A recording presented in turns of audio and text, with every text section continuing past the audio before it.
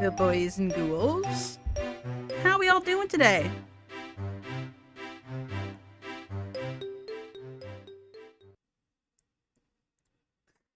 How was everybody's week? House cleaning before we get started. No edited video today. Still working on the Zelda video. But I do have a video I'll be releasing tomorrow. That will be this week's video. And hopefully the Zelda one will be done by next Friday. I'll be working on it hard this weekend. So yeah. In terms of my edited content, that's what's going on. But I expect an edited video will be coming your way sometime early Saturday morning or afternoon. An editor worked on it for me, and I just need to add my credits and my opening spiel. And any little, maybe if I have to make any asides, I'll do that. But yeah. All right. So today I will be joining or offering for my friends to join.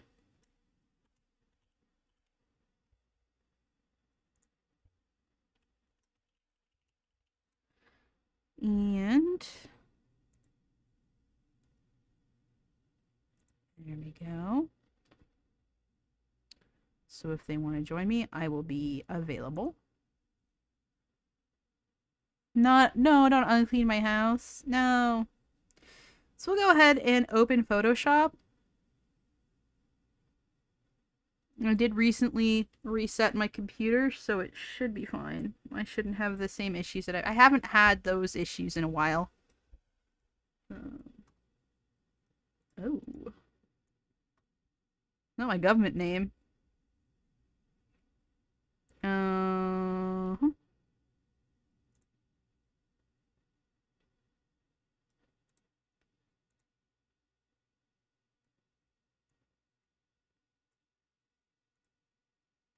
There we go. I don't even know if it was actually on screen. I think it was out of frame. Thank you so much for the super chat, Billy Bell. Have a good time doing your art tonight. Thank you. Thank you very much. I'm gonna try to find a way.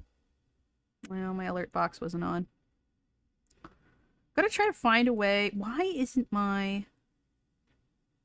Hold on. Let me see. Let me... Properties...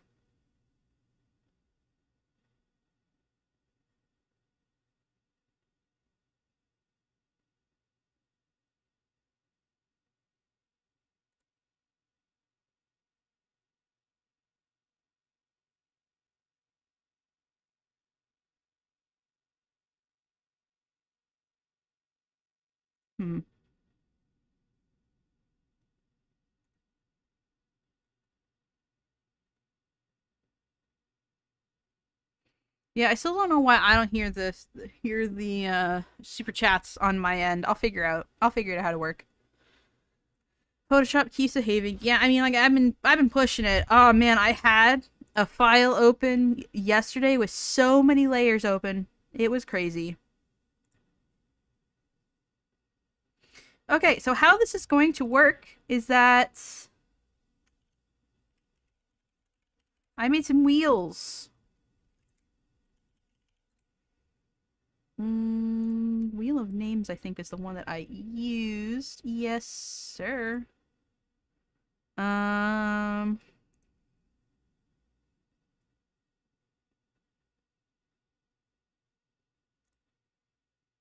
I will just... I'll close that. I will just chuck that over here. So here's my wheel. That is not terribly centered, is it? Yeah, well, we can manage. So, the first one is we're going to figure out what we're drawing before we pick the character, just because I think it'll work out a bit easier. I don't want to pick like a bright, colorful rainbow character and then have to draw like the black and white moody landscape of them, right? So we're going to spin to pick a style. portrait. Portrait, pretty easy. Maybe.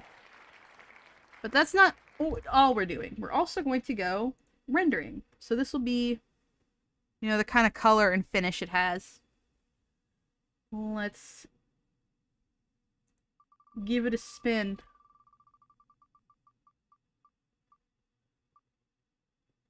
Ooh. Black and white with one focal color. Okay.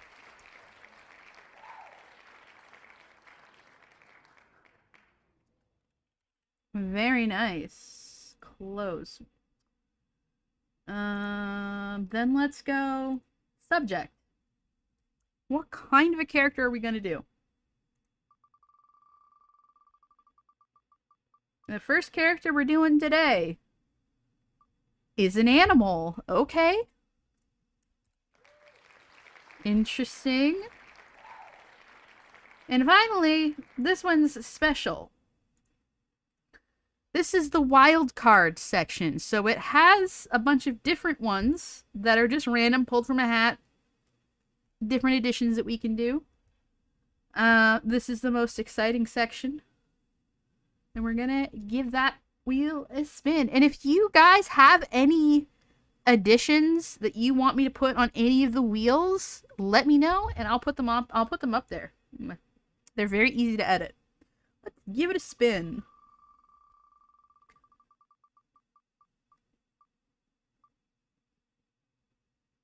Okay. We're going to go imitate a style. All right. Oh. Hello. I just picked out what kind of a... I'm doing great. I just picked out what kind of a piece that I'm going to be doing based on my wheel spins, so... Well, that's interesting. Ooh.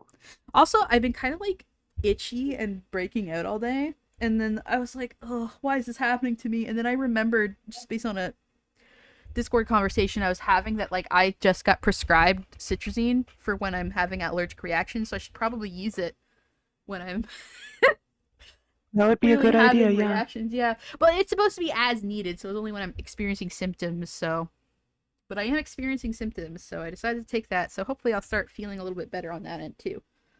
All right, cool. We're gonna head over to artfight.net. And we're gonna look over the attacks that that have been done against me and stuff. I have also three notifications of just some follows. By the way, if you guys follow me on Artfight, which is linked in the description down below, I will follow you back.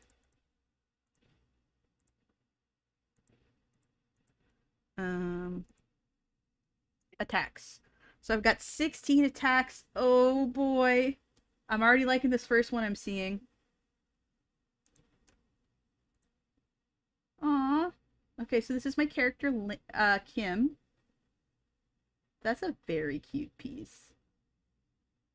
I really like that. She looks so cute here.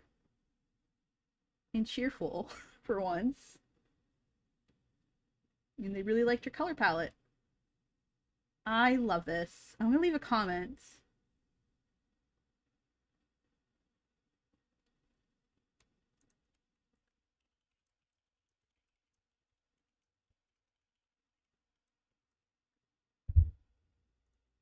Now, you'll see that I have 16 attacks. I don't think that I can draw 16 pieces today. So I might not get to all of these. Okay, so there's some gore in this one. Oh boy. He is eating a dead mermaid off the beach shore. He would. This is in character, and I'm definitely not mad about it. Very interesting. Yeah. Thank you very much. He absolutely would eat a dead baby mermaid, unfortunately. He's awful. I think I already commented on that one, though. Because I have been looking at them, but the Kim one was new. This one's one of Jasper. It's another friendly attack. I really like the rendering here. It's gorgeous. I didn't leave a comment on this one.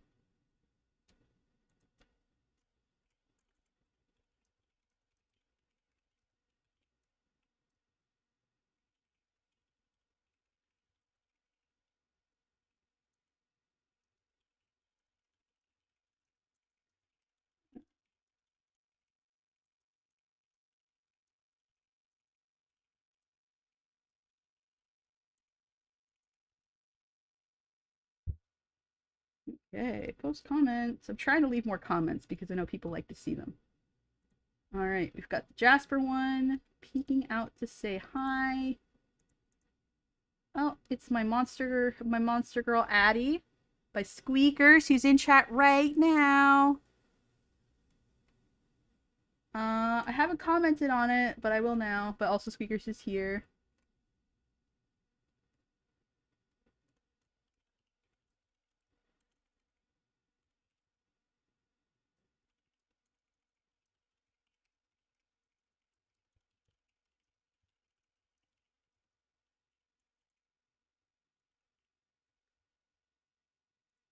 Thank you, Squeakers. Somebody else drew Kim. Very cute. I think I already left a comment on this one.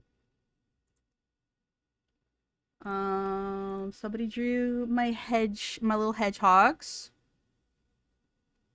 Oh, I didn't leave a comment here.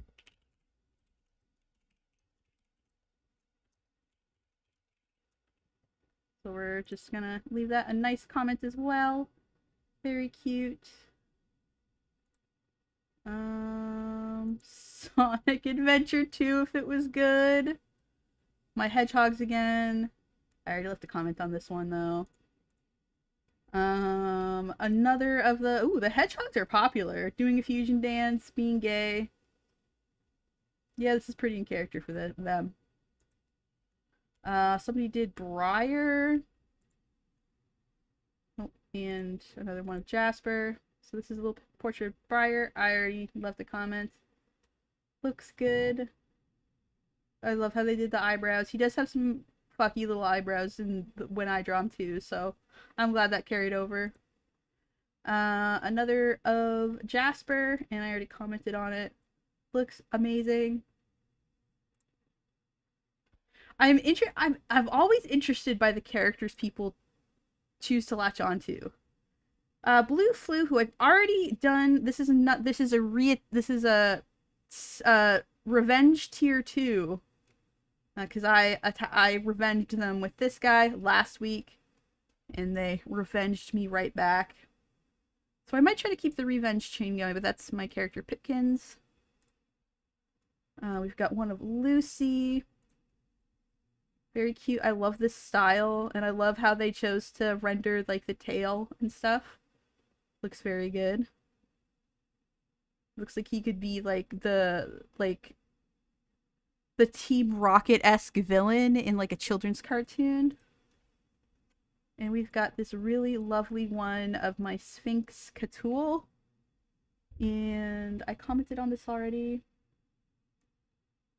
But yes. One of the meanings behind his name is Afghan Poppy. It's also just a pun on cat. That was one of the reasons I picked it. But yes, looks very good here. I love the anatomy and the chains and the detail, and the hair looks really good. And of course my friend Mothra did a picture of Catool as well. Also sleeping. People love drawing this man sleeping, I guess. I believe I already commented on this. I did not, but I did tell them I liked it.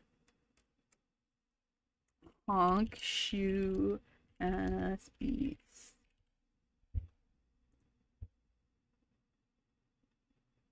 I think it lets me swear on Art Fight. And I also like how big and fluffy the paws look. Amazing. And I like that the blue was incorporated into the wings. I think that looks good. We've got another one of Lucy. Oh my goodness, people like Lucy. Just a nice little portrait in a very lovely rendered style. He looks very pretty here. He almost looks nice, but he's not. And then we've got a bit more in character. I think I showed this on my last stream, but because they submitted it while I was streaming. But two of my characters, Lucy and Zahariel.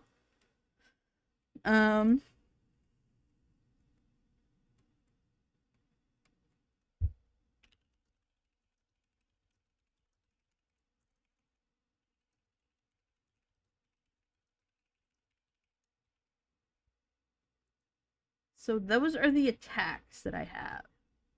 So I'm gonna try to find one of these people's characters that's an animal OC that would fit a sort of black and white color style, and we're gonna try to imitate like a popular art style, like probably a cartoon or a manga or a comic or something. I get another notification. So let's go into the attacks again. And You should try to go for a Neil Adams look. well, I'm drawing an animal, so probably will be something that would work with that. But let's just see what. Does this person have any animal characters? No, they do not. Okay, next person. Hoppy Goblin. Characters. Oh, they do have like this character. But they're like a furry, not an animal.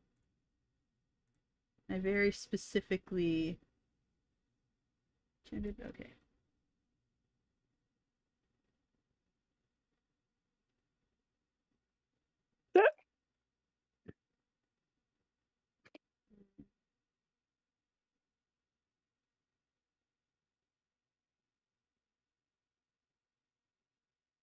No, as I was trying to say before I got interrupted, that sure is a butt.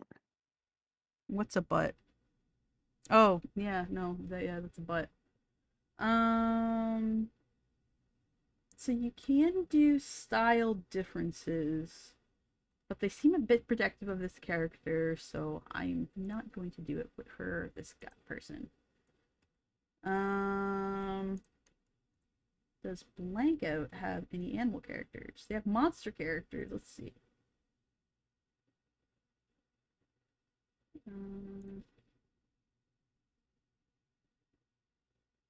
Wait a minute. Hold on. Hold on a second. Okay. Black and white with one color. An animal. Okay, this might be it, because this person can transform into a raven. So, this might be our guy. Guy, right? Guy? He, him. Yes. Okay, so I think we're going to be doing Azrael in raven form. Okay. And I might do something where we're focusing on the scars. Yeah, that might be fun. Okay. I think I have an idea of what I want to do. But now we have to think of a style to imitate. Do.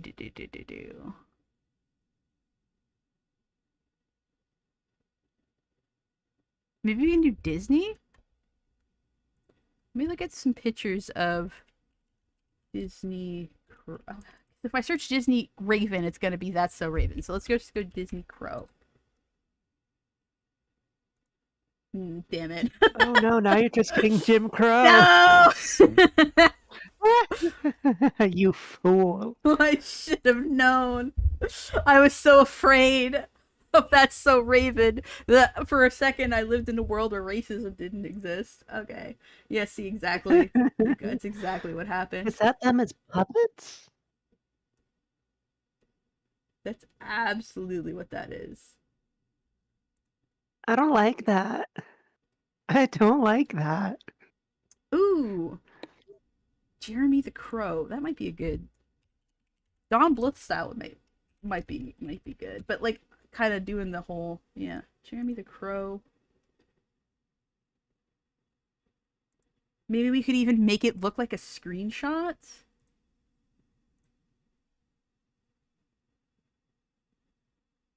But it's a portrait, so that's kind of hard to do.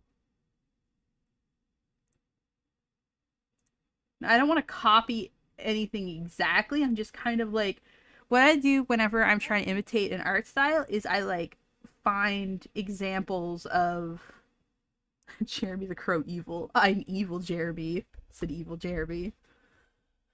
Um, is I try to find examples of similar characters in that style. So we've got Jeremy the Crow. We've also got Maleficent. His name is Diablo, Diablo. if I'm remembering correctly. Yeah, it seems like it. Also did the puffy eyes here.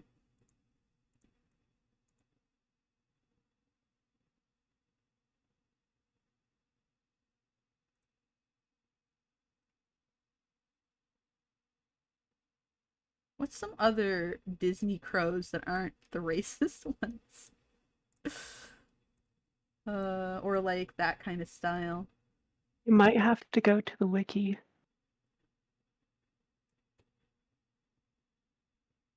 Yeah, let's go to Disney Wiki. I'm gonna give you guys a little hint. Whenever you go to a .fandom site, go into the URL bar and replace fandom with BreezeWiki. You keep the URL the same, except you push fandom with BreezeWiki, and then you'll get an ad-free version that is de-inshitified. De-inshitified. It de-shitifies No it. more ads. Good. And it's so much easier to read. So Is there a category for crows? I'm searching crows. There's crows in Woody the Pooh? Yeah. Okay. They've all kind of got like a very interesting look. Okay. The crows, I think this is probably going to be, yeah, that's the... Let's not base it on them. How are we forgetting the rat face from DuckTales? Rat face from DuckTales? Or they called him Poe and Poe Dispel in the cartoon. Oh, yeah. Poe Dispel. Who also, I think, just looks the same.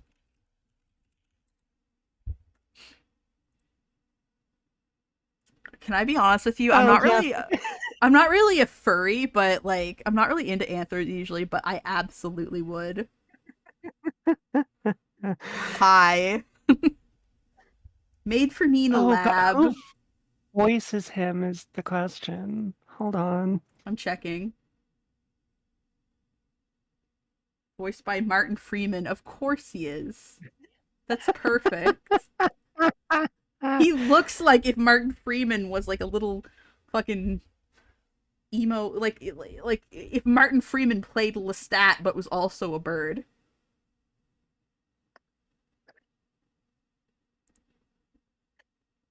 And he's got a little hairdo as a bird form in the new cartoon too. Oh my goodness. Anyway. Yeah, they're basically all kind of the same. And the big thing about Disney, and I think I might use Diablo here as the biggest basis, but I think I might do something a little bit different with the eyes, is it's all about shape language. Everything's a really simple but very solid shape. Even though it's not shaded, you could feel like you could like reach out and grab it. They're very good at communicating like texture and like weight through simple lines and form. So I think I'll use Diablo as the big inspo. And of course the character itself. Where are you? Yeah.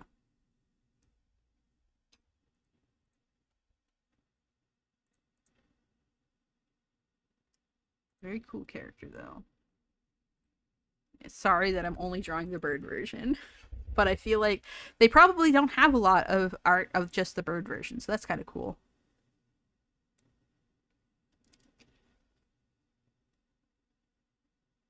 Ooh, Aurora was one of the ones that drew Cthulhu for me. Probably the yeah. Considering only 2 people drew it. Thank you. I love that piece. It was really good. Lilith's Palace. The Owl House isn't really the Disney style though. That's like a completely different style. I'm talking like Disney movie. Okay. So this will be black and white. And I think obviously we'll do blue. I have a very specific vision in mind for how we're going to incorporate that focal color. And I'm thinking that we'll make the scars that go over the character's face, like even as a crow, like a bright like blue to really pop from the rest of the drawing. So it's going to be a portrait, so that usually means it's focused on the upper half of the body. It can be waist up or bust up, but since this is a crow, I'm probably going to focus on the head and the chest feathers and a bit of the wings. For now.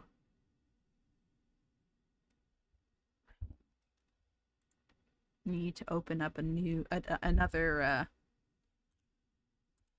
document just for my references, which is something I do so that I can still look at chat while looking at my reference. There we go.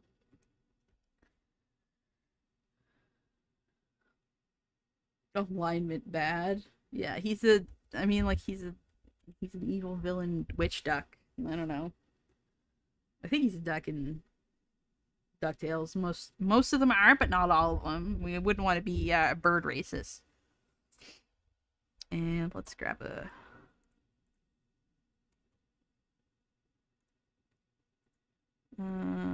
picture of the actual character. Boop.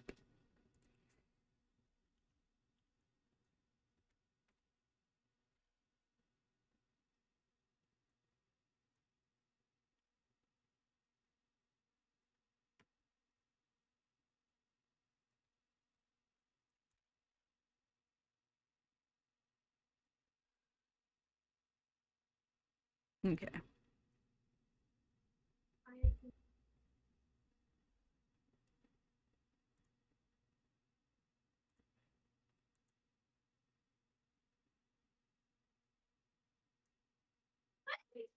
The web comic you read where so many of the issues come down to bird racism.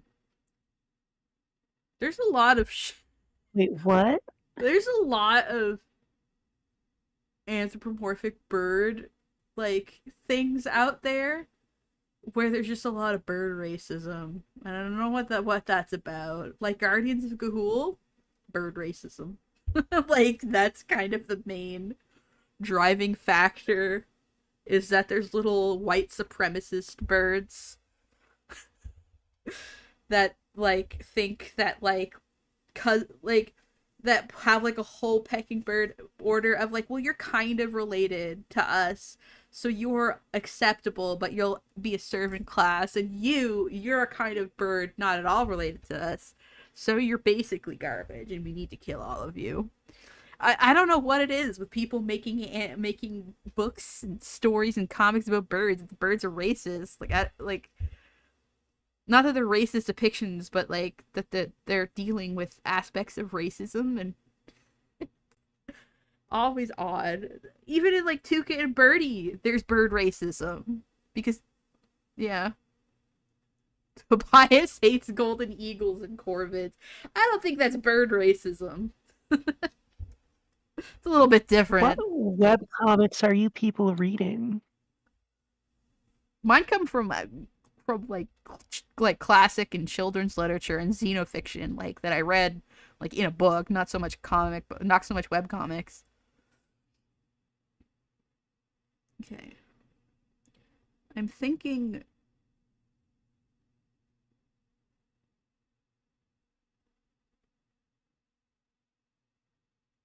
we'll do a bit of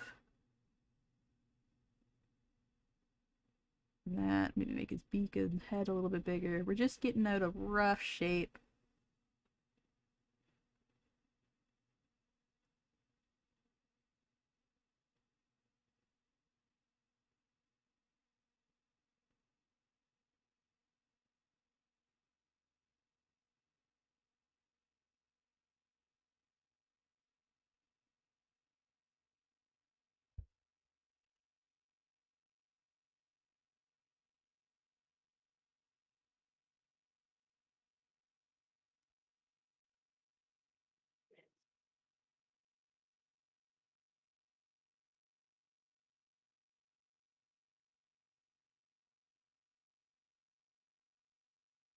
Okay. Some basic shapes. You just go up a layer and then more clearly define those shapes so that they're not so. I think I'm making it perched too far up because I notice in both the reference piece, birds don't really like stand straight up, right? So I'm making a bit of a mistake there, I think. So let's adjust that a little bit because they stand. They don't actually stand sideways, but like they're not. Their spines aren't straight up and down. Uh, what's it called? The hole in your skull where your spine goes is towards the back, not beneath like a human. Not Cro-Magnon, because Cro-Magnon is something else. That's gonna bother me. I need to look it up. Hole in your skull for your spine. Foramen magnum. That's what they're called.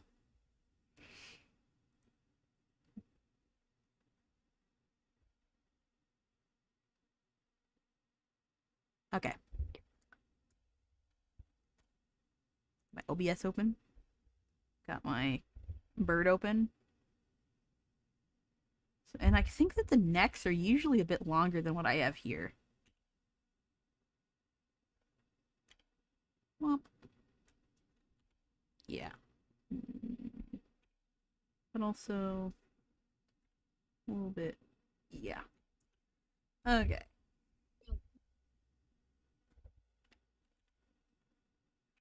Thank you for the super chat page. Spins your wheel. I'd like to buy a vowel. There's no vowels, unfortunately.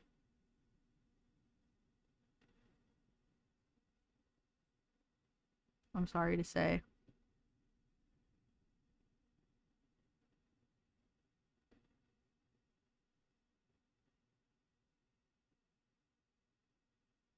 In Disney Birds, they have like this thing where they make like where they make the beak. It's almost like a lip where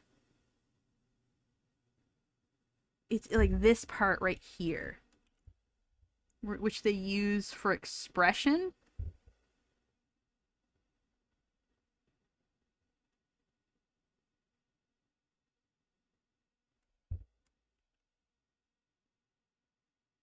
I don't know. It's very interesting.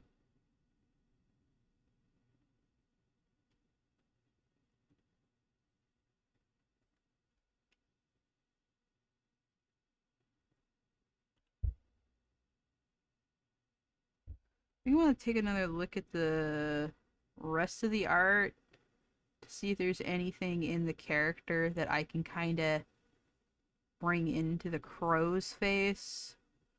Okay, so they have like their eye shape is very interesting, and I think I might bring that in a little bit here. Well, I could hear some background noise, by the way. Is that background noise from me or?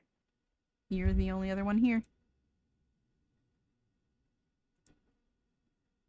Okay, hold on.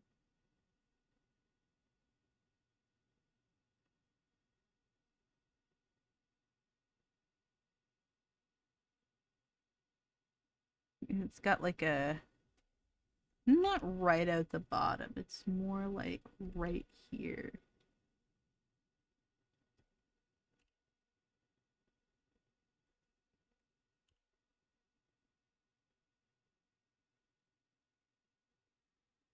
Because you'll see, like, in a lot of Disney cartoons and movies and stuff, that if it's a character that transforms into an animal or gets turned into an animal, they'll retain some of their human traits. Like, I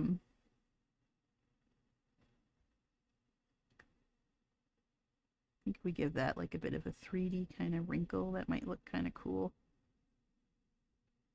Um, like the shape of their eyes or something, or some they'll like translate to like, oh, they have this little thing here, so their feather will curl this way to reflect their hairdo or whatever. So I'm gonna try to do a bit of that.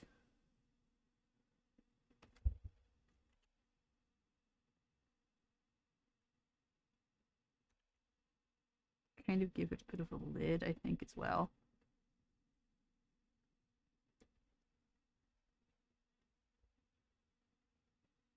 And their hair is a bit curly, so we might kind of try to do that a little bit.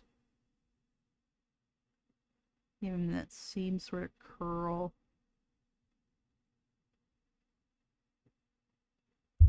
We don't want to start looking 2D, so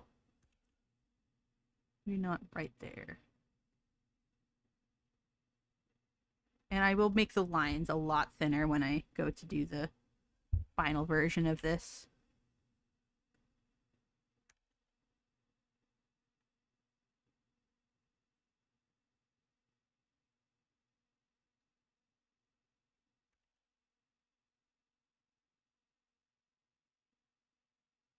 Yes.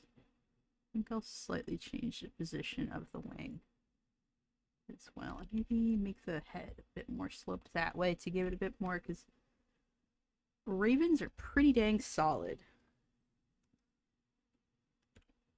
I don't like how this went. I think we need to change the shape of this a little bit.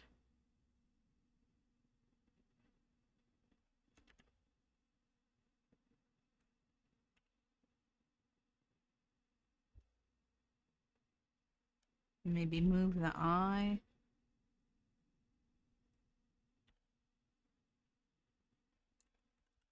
I kind of like it kind of intersecting that nose piece. Maybe I'll. And then I think I'll also.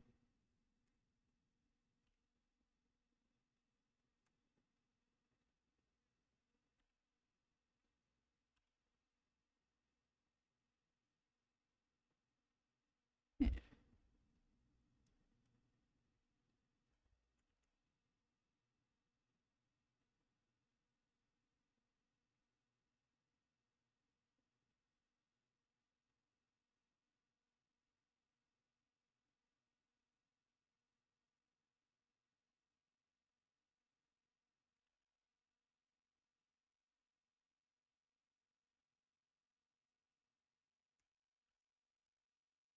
I think we'll do a bit of a tighter crop.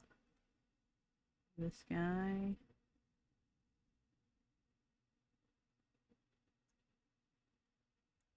Give a bit more headroom. A bit more room in front of his beak. Yeah.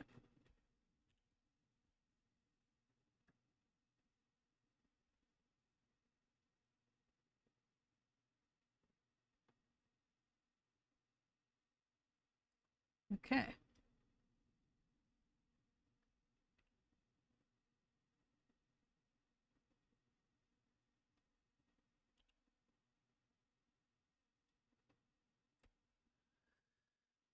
All right. All right. So now we're gonna go for the lines, and I think like the main strat here is to use very thin, smooth lines, and we're gonna color them. I think is going to be what really sells this style. Well, we're gonna color. I say color them, but I mean like they're not gonna just be black. because this is a black and white image. Also, I should probably mark out where the scars go. Hold on, I just realized something. The scars are on the other side of his body, I think. Yeah, so we're gonna have to flip this. That's okay. But if we want the scars visible, which is kind of part of the big part of the piece.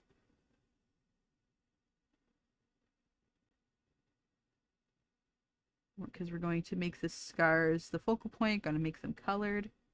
And he's got a scar on his wing. Or along his wing. I'm not sure. It's kind of there. I bet if we look at a picture...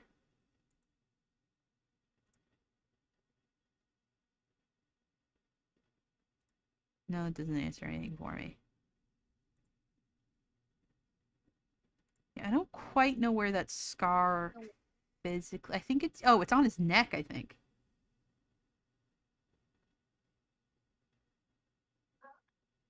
But it's on his wing in his bird form. Maybe it's because the little beard thing covers it. Okay.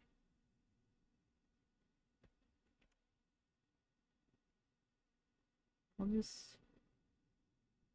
I feel like the wing is too high up. I feel like it has to go down a little bit further.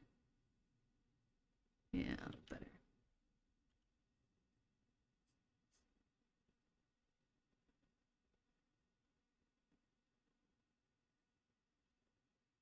Okay.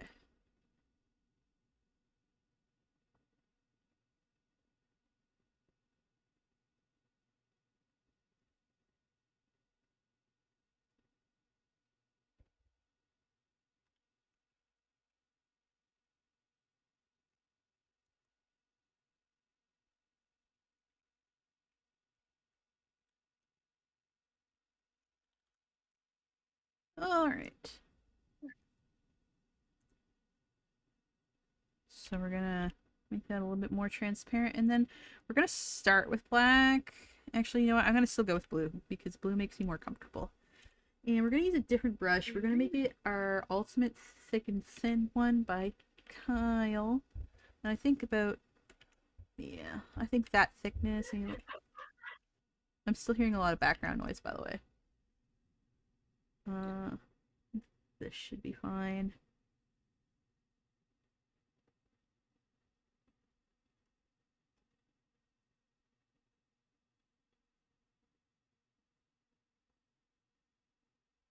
And that should be good. I'm just gonna... For this style, like, really consistent, smooth lines are important. So don't be afraid to press Control Z and try again. Something that I also recommend for people to get really smooth lines is don't just draw with your wrist, draw with your whole arm. Because if you're just drawing with your wrist, you're having to like stop and start again.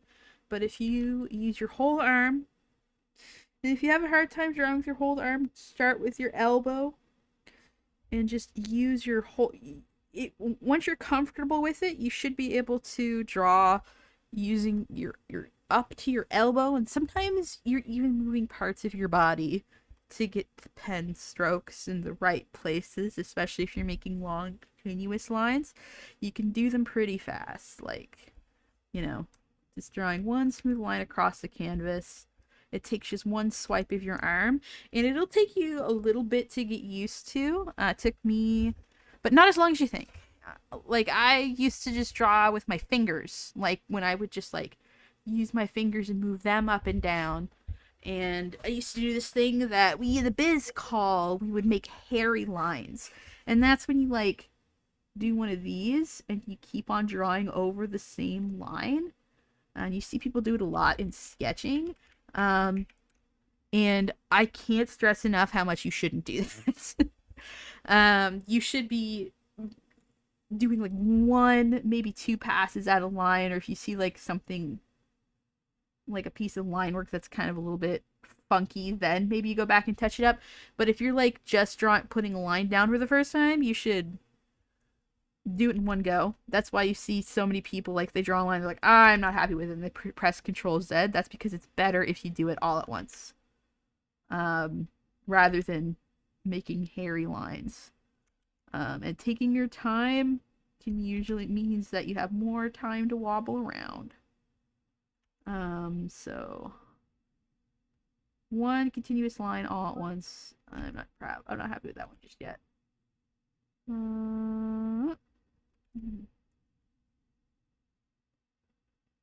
Yes, I would not be able to do what I just did there if I was just drawing with my wrist. So I definitely recommend people get used to drawing with their whole arm. If you're only drawing with your fingers, start incorporating wrist movements. If you're up at your wrist, start incorporating your elbow and then eventually your shoulder. And this can really decrease issues with carpal tunnel as well. So I definitely recommend doing it.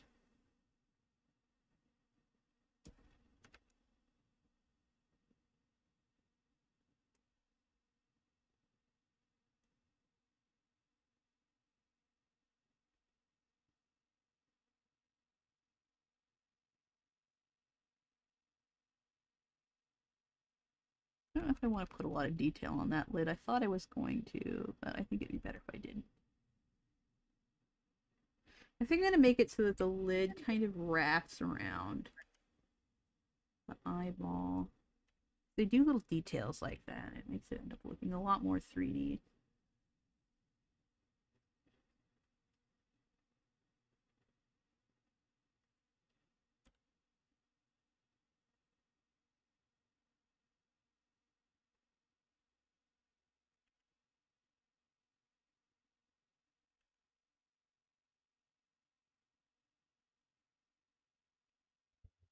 Yeah, maybe I'll do like a little line to suggest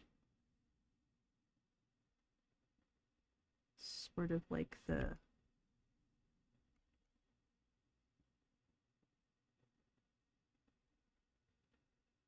edge of the lid. And I think I'll make the pupils smaller as well.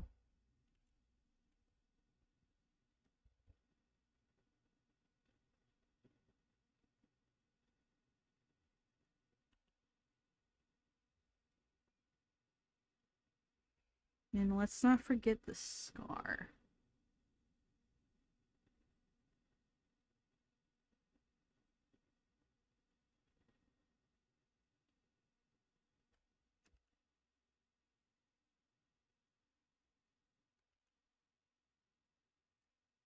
Perfect. Okay. The same.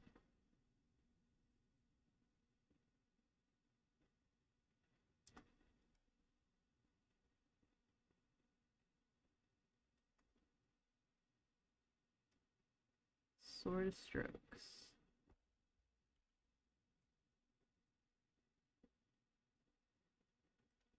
There we go.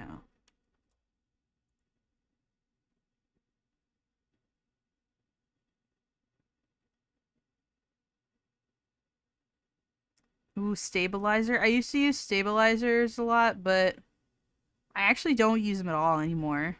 I have my smoothing is at 0%, guys. Because here's what happens if you use smoothing on Photoshop. I'll turn it up all the way. Look at how much it lags behind. I hate it. I don't like it. It's not responsive. Like, I can't, like, okay. So I'm going to do, like, a similar... So this is with smoothing. And this is with smoothing off. Same movement. Smoothing can also have... Smoothing and stabilizers can also have issues for, like, when you're doing, like, quick turns.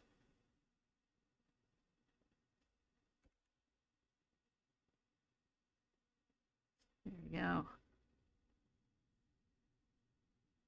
like I cheat sometimes. I go in, I'm like, this is a really long line. I'm gonna break it up into sections and like hide it behind like texture or whatever, or just go back and like later and make the part of the line where like two strokes intersect smoother later. But it usually is very hard to make it look good after the fact. So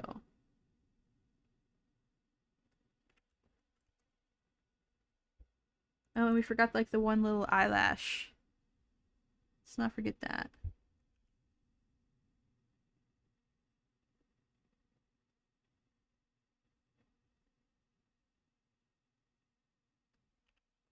Perfect. All right, that's our line art. It's very simple.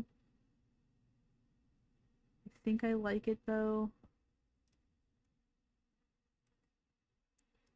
I'm thinking of less doing it like a I was thinking of making it look like a Disney like a screenshot, but sometimes the Disney promotional art, the way it's rendered is very interesting. Let me see.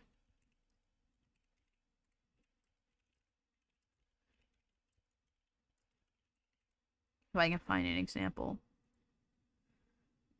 Yeah. Like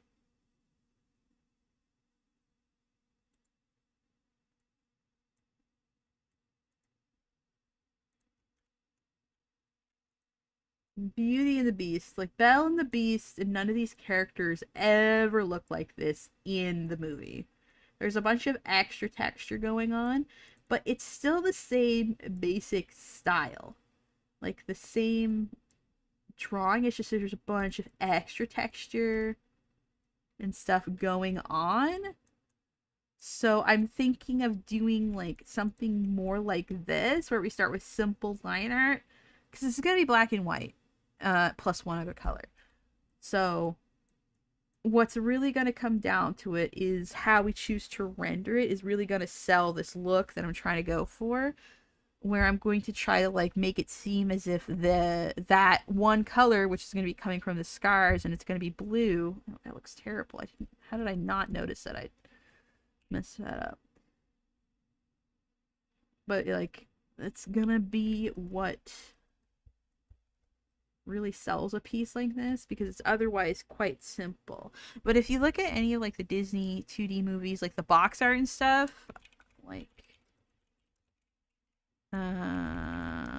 VHS tape. If you look at the VHS tape covers, they all have that same, like, it's clearly drawn in pen in a similar way.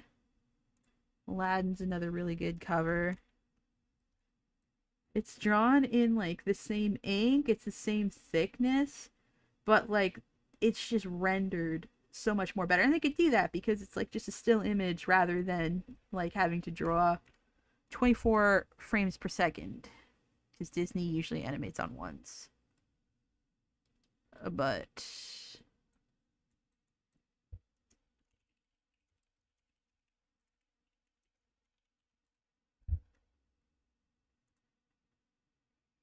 I wonder if there is any images of Diablo on a VHS tape. I'm looking at the VHS tape front and back of From Sleeping Beauty, and I'm not seeing it.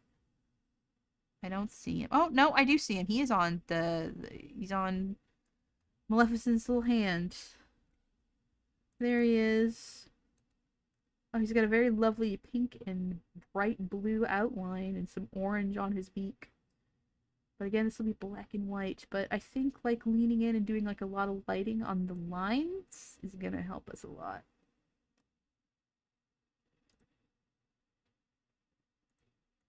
Okay.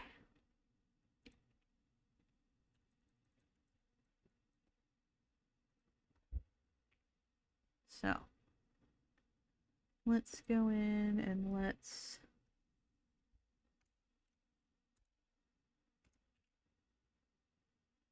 throw down our main colors. So black and white. think that would be a good color to start with. Actually, what color, like, how dark is Diablo? So Diablo's quite dark. But this raven, like the actual color the raven is in the drawing, oh, it looks so dark because they introduced some. Oh, no, actually, hold on. Yeah, sorry, I had it on there. So this is what the color of that raven is, like the actual like characters black, but adding blue to black makes it look a lot darker. And again, this is black and white, so there's not going to be a whole lot of saturation in it aside from that monotone we add. So I think I'm pretty happy with this. I might want to give myself a little bit more. Yeah, that's fine. Because that gives us some room for shadows as well. I can go, I can go a few shades darker and get some variety there. So I think this is a good color. And if we go in,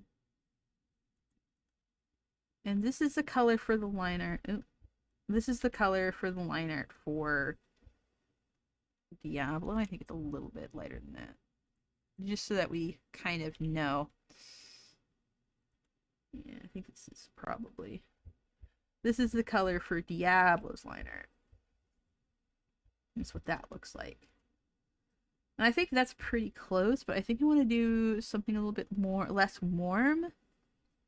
And maybe a little, well, this is pretty close.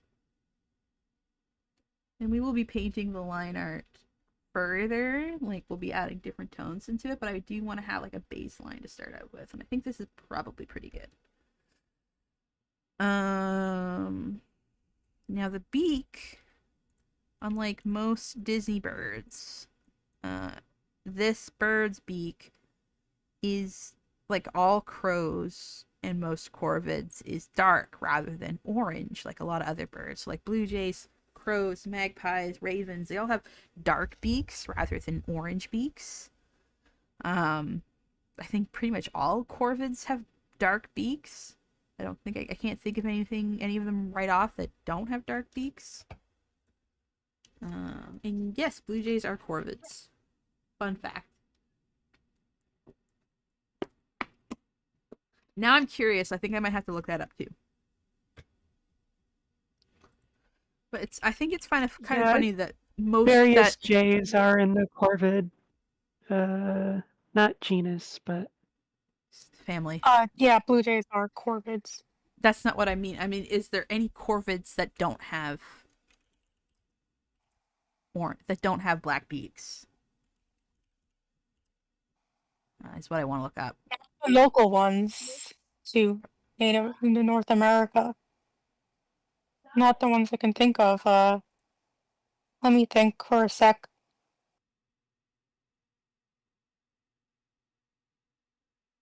Well, magpies have black beaks.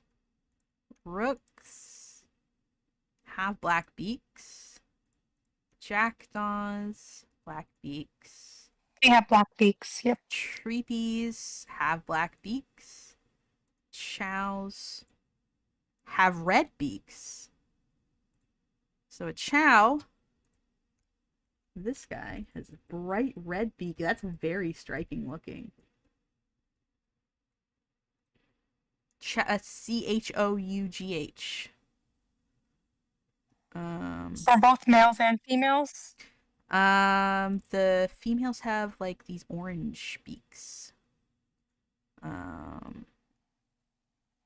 believe. Oh no. Left red-billed chow, right alpine chow. I have to. Yeah. Yellow beak and red feet. So that's interesting. And nutcrackers also have black beaks. So it looks like chows are the only kind of corvid that don't have black beaks. Interesting. Also, blackbirds aren't typically corvids. They're something else. I think they're usually songbirds, aren't they? Yeah, or I'm not sure what grackles are though. Like they're not corvids, I know that. They're Yeah, but they're they're from the family. blackbirds. Yeah, well, there's two different. There's New World blackbirds, the family Icteridae, and the Old World blackbirds are several species belonging to the genus Turdus and the family Turdidae. So, Turdy. Turdidae. Well. Yeah.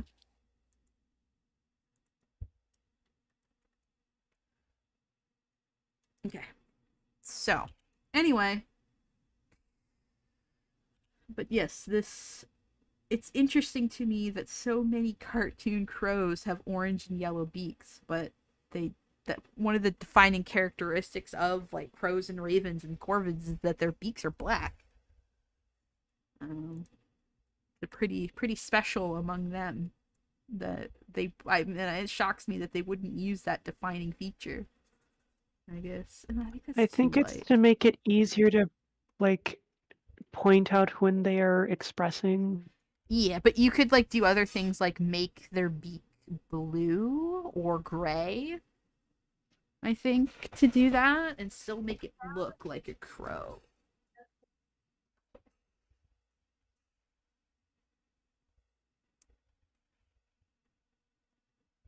Um, let me see. I mean, these are also the same people that created an entire character to make fun of Louis Armstrong. So, like, let's maybe not expect too much from them. I mean, I do expect a lot from them in character design, considering like that's their forte, and for translating animals into cartoons because they did things like What is it? the lengths that they went to. I know what I hear what you're saying.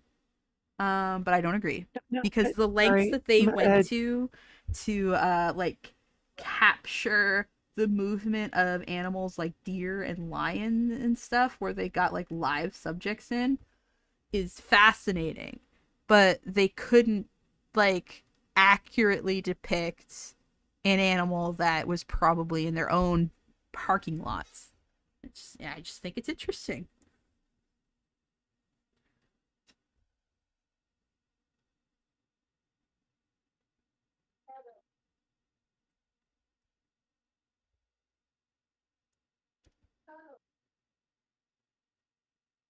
Is that not enough contrast?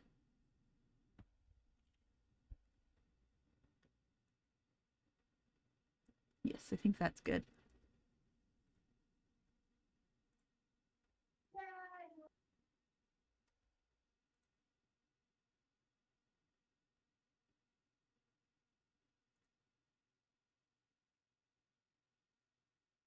Yes, squeakers, you get it.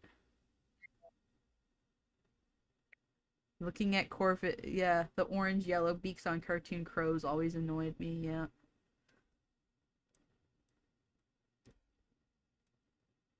Oh, yeah, if you have wacky joints, then yeah, stabilizers can be a game changer. So, yeah, no, I don't fault you for using those. I think I might change the color of the beak Wait, hang on. lines. Birds of paradise are corvids? Are they? What the Sigma? Some of them, like the genus for birds of paradise, are in Corvidae. Interesting. Oh yeah, there's one of them that they found out. Some of them have like a toxic film on their feathers, and that started like a whole thing.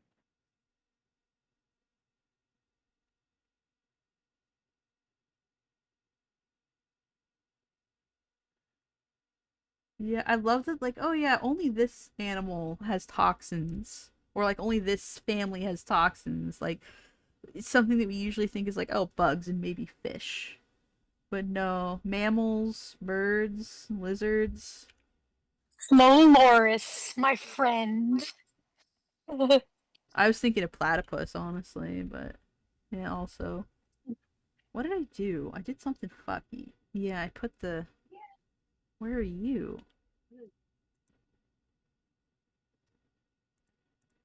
So I just had to take a t-shirt off of my cat. Oh no.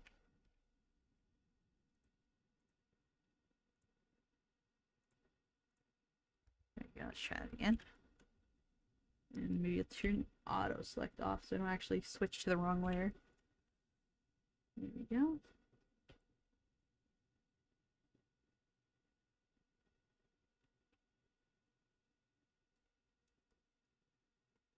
Okay.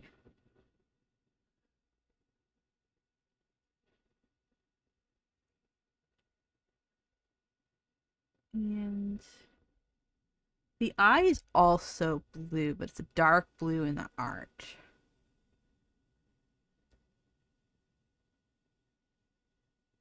Let me see. I think they should be fine. And there's the scar. Yeah, the scar in the eyes I was thinking of doing. I think I'm gonna make that eyelid the same color as the beak.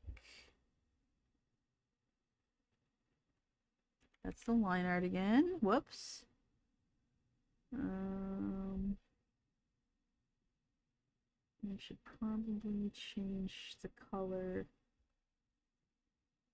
of the lines for the eye. But I'm gonna wait until I finish coloring it in. But since that's that color, I think I'll make the lid also this color.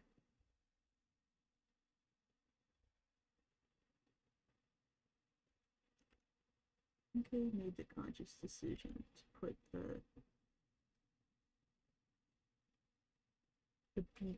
beak wrinkle. I don't know what that thing's called. The skin that overlaps the beak.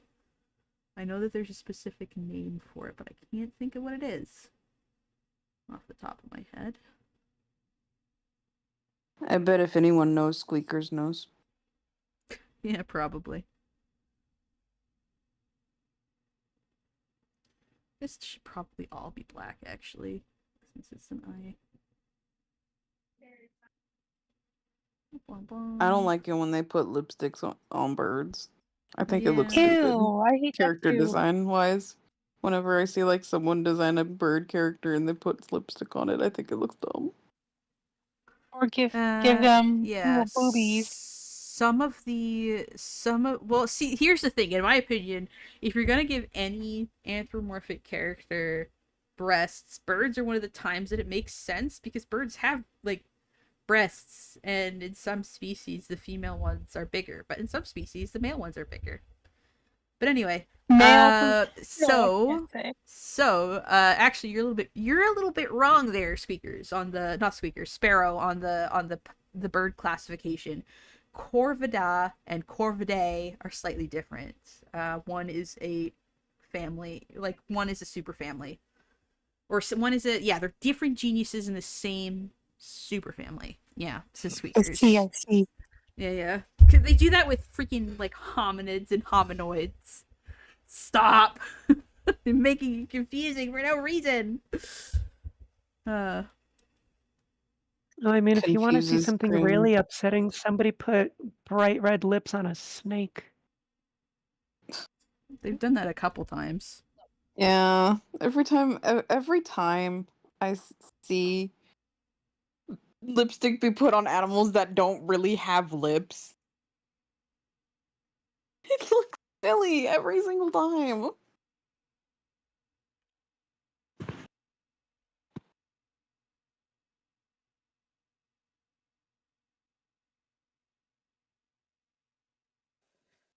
Cities.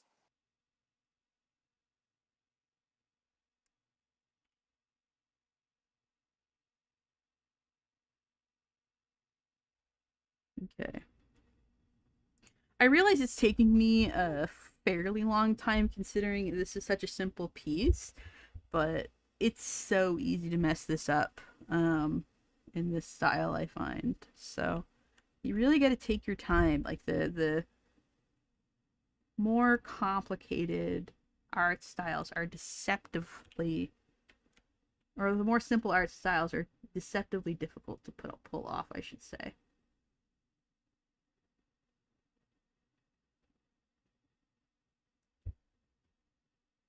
I think I'm just gonna make the line art for that the same color as the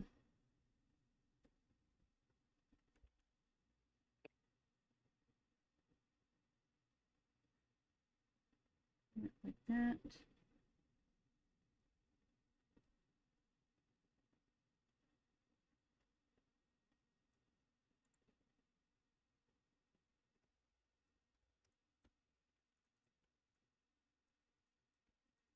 I don't know if this feels like a Disney character or not. I'm hoping it does, or at least similar. I will be right back. Gotcha. Okay. And here's where we're gonna start doing something a little interesting. Because what I'm wanting to do is I'm going to make these scars, which are just regular flesh, like skin color, in usual art. I'm gonna make them seem like they're glowing. And that's a lighting effect that I'm not sure I can pull off. But we're gonna give it our best.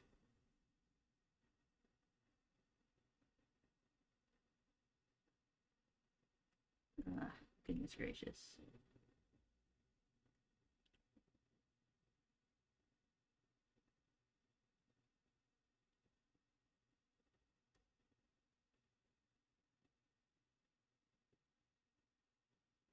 A stray little tail to my brush stroke over there that I'm gonna have to get rid of. Bye bye. And then we'll go to our line art once again. And we're gonna go a little bit brighter than it once more.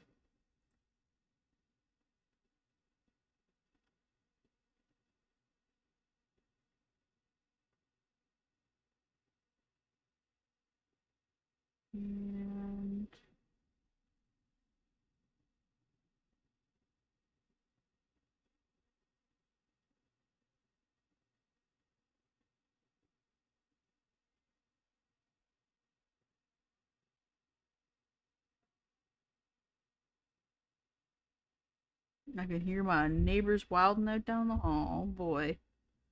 That's always a good sign. Little spot there. Okay.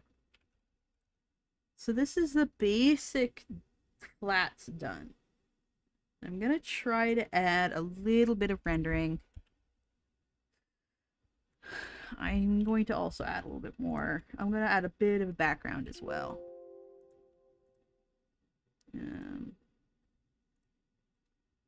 I think we'll go darker.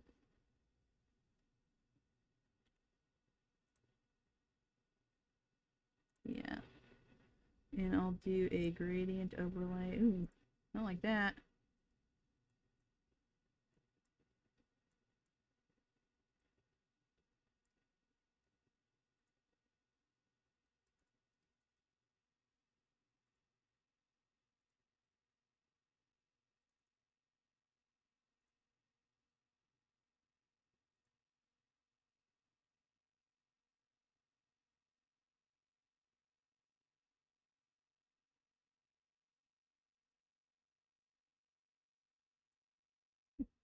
Do it like that.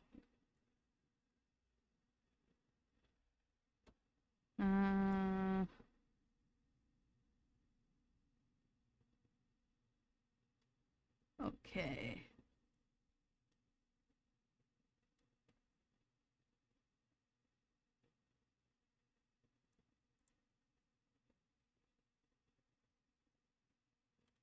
Looking at how some of the birds and other things get that extra rendering. And it's usually quite simple. It's a bit of pillow shading and embossing, but I think we can add a lot of dimension that way. So I think it's okay. But I am going to add it as new layers. And I think what I'm going to do is instead of having all of my layers clipped to my base color, probably doesn't mean anything a lot to anybody. I think I'm just gonna like collapse it all into a group. Yeah, like that. So that's all part of one group now.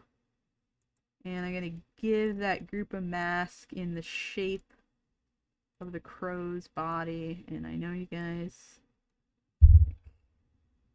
What that basically allows me to do is that there is a second, there's an image that's sort of like acting as a make this transparent or make this non-transparent. So if I, it's hard to tell because the background's so dark. So let's turn the background off just so you can see what I'm doing.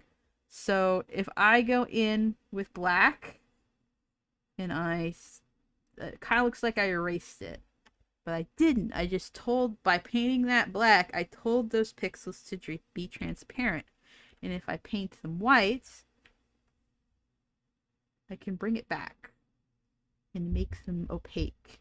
And what can make it really interesting when you're doing certain text and imaging editing is that it can be on a, you can completely adjust how much of that it is. So get this fuzzy brush and come in with that black again, and then maybe I can come in with the white brush again, and I'll make it fully hard again, but it's only got half the opacity.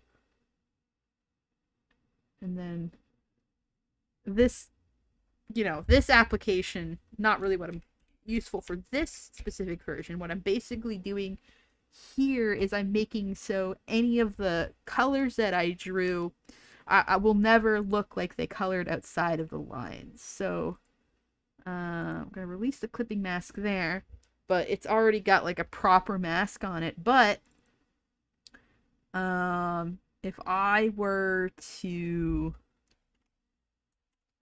get rid of that, I've actually in reality colored so much outside of the lines on the beak especially, but when I've got that mask in place, you can't see any of those pixels. So it's a good way to kind of keep your artwork looking clean without having to come back in with an eraser for those of you that are beginners. This is kind of old hat for people that are super familiar with digital art, but it does just make your life easier. There's so many disadvantages that I think, especially a lot of beginner artists don't realize that comes with digital art, that I think that you need to take advantage of all the pros it comes with to make up for the cons. Like, there's no texture. There's no, like, when you draw on paper, there's like a grit and a texture, and that really affects your art and gives you some tooth, and it can give your art a lot more character and style. It's a lot easier to control because, like, with digital art, your pen is slipping all over the place. It's like trying to walk on a straight line on a block of ice. It's more challenging. But being able to go back and you can add as many layers as you want. You can do things like create clipping masks, so you don't have to worry about color limitation. Those are all amazing, amazing pros. And I just think that people should be using their art tool to the full extent it can be managed. So I try to like help people with these little tips and skills, especially if they're just starting out. It just makes things so much easier. Yeah, you're not working with a pencil and paper. Don't treat it like one. Treat it like its own thing. So it can be the best that it can be.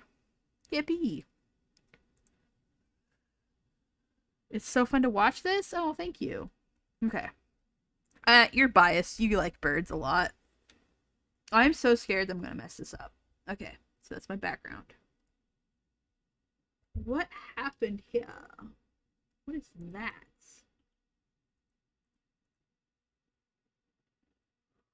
Huh?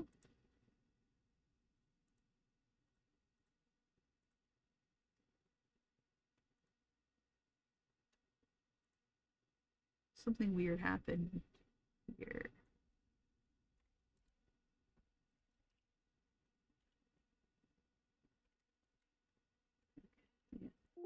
I just didn't erase one of the little experiments that I was just doing properly, I guess.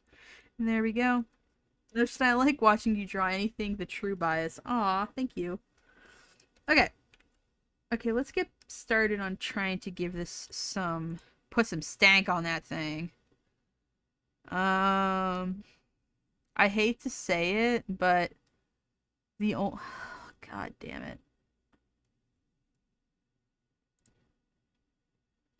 I think the freaking little racist crows might be the only ones that have gotten rendered in the style that I want. Diablo has kind of, but it's like it's real goofy. Where'd it go? I was looking at it.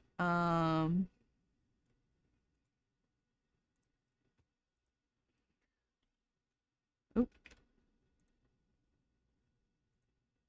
Look at this motherfucker.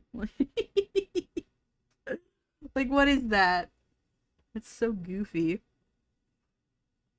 Actually, you know what? No, I can't use that.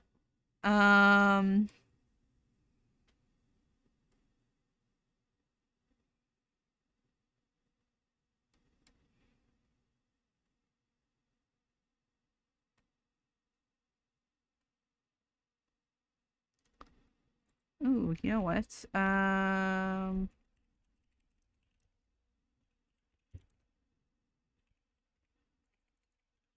Because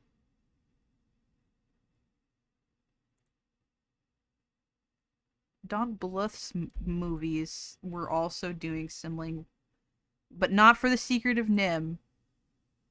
Oh, for Secret of Nim too. They did that art style. So I can kind of take a little peeksy poo at how Jeremy was rendered on Secret of Nim 2 box art. But it's only his stupid little head. Oh, that's so annoying.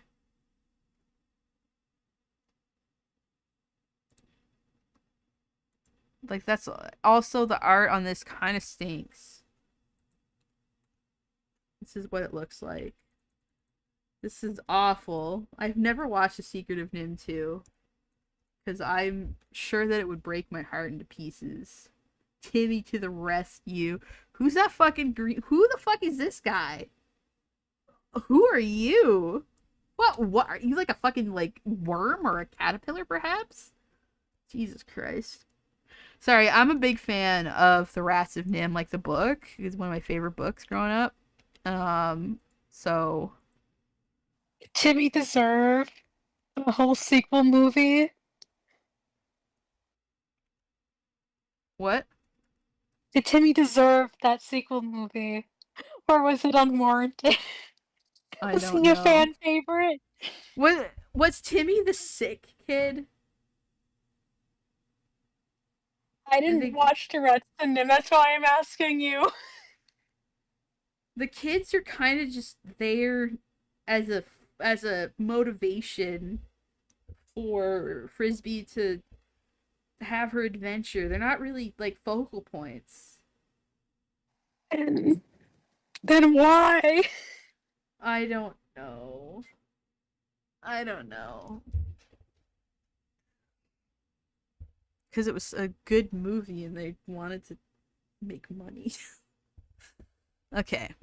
I think I know how. So, what they do, it's really interesting. So, they will have their little clipping mask. They have their little loop.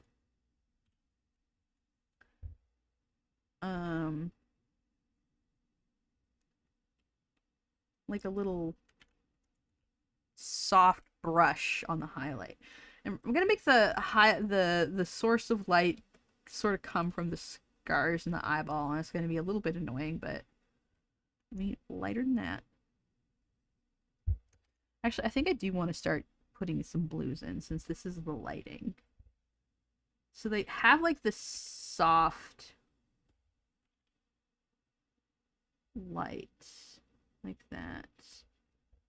They also do a lot of rim lighting, but I think I'll do that on a different layer. But they have that.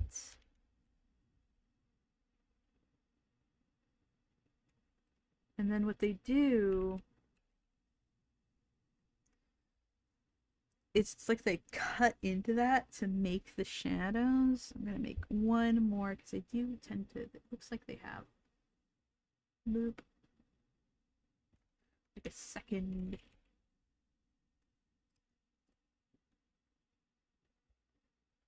So yeah, that looks crazy right now.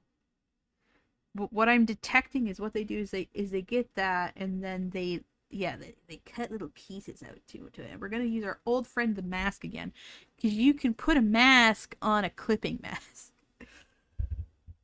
Bear with me. Gonna grab that inking pen again, and we're gonna come in where there should be shadows and kind of like cut away.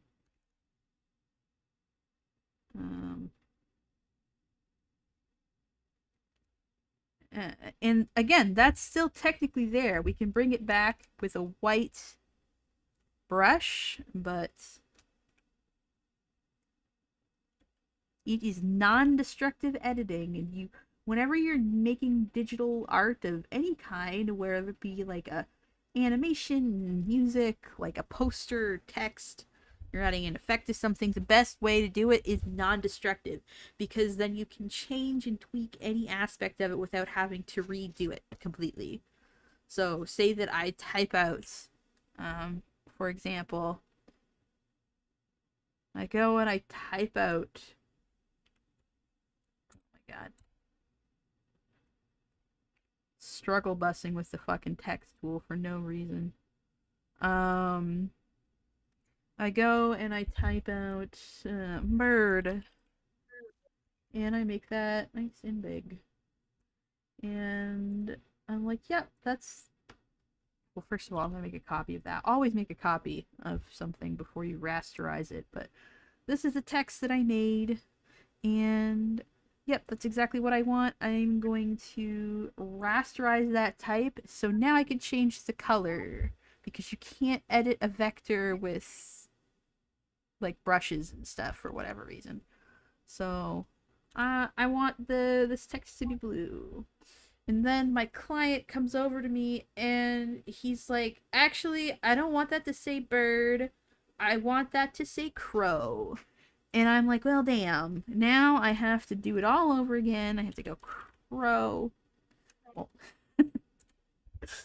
kind of like make me look like an ass by...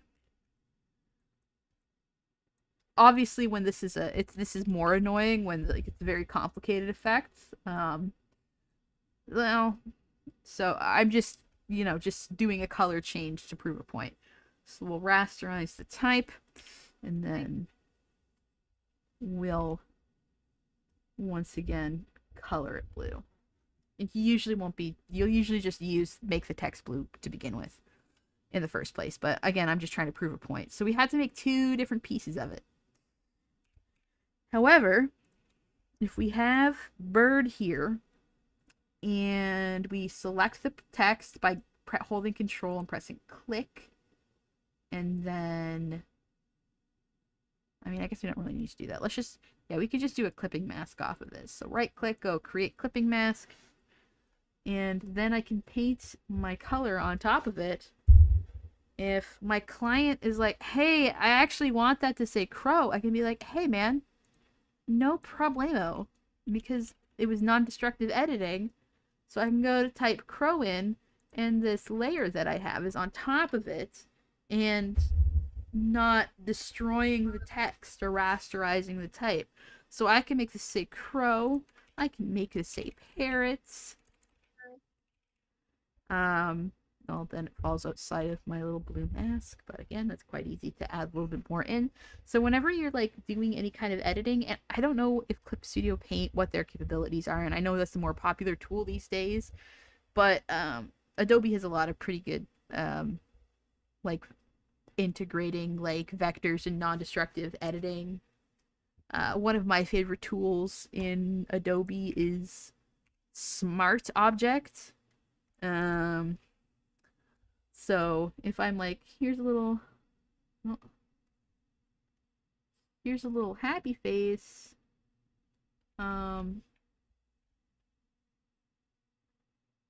and I want to do stuff with that happy face, but I don't, you know, I want that happy face to stay relatively the same. I can right click the layer and I can go to convert smart object.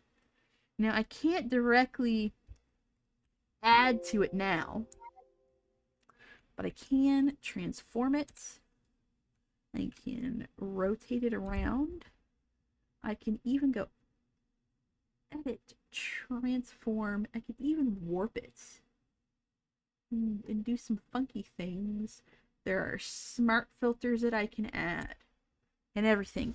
But if somebody's like, hey, actually, I kind of wanted you to give him eyelashes. Oh, wait a second. I didn't use a smart for that. Warp isn't a smart filter. Interesting. Why isn't it? Yeah. We'll turn him around. And then I'm pretty sure if we go edit, transform, warp. Yeah. Okay. Yeah, it's a smart warp. So we kind of made it a bit funky. So if somebody's like, hey, actually, I wanted you to give him eyelashes and teeth. I might not be able to directly edit this anymore, but if I go in and I click, there's like a little icon on the layer. You might not be able to see it, but I can see it. We'll go in and we'll have our original piece, and let's make the canvas a little bit bigger. And let's give him eyelashes and like little teeth,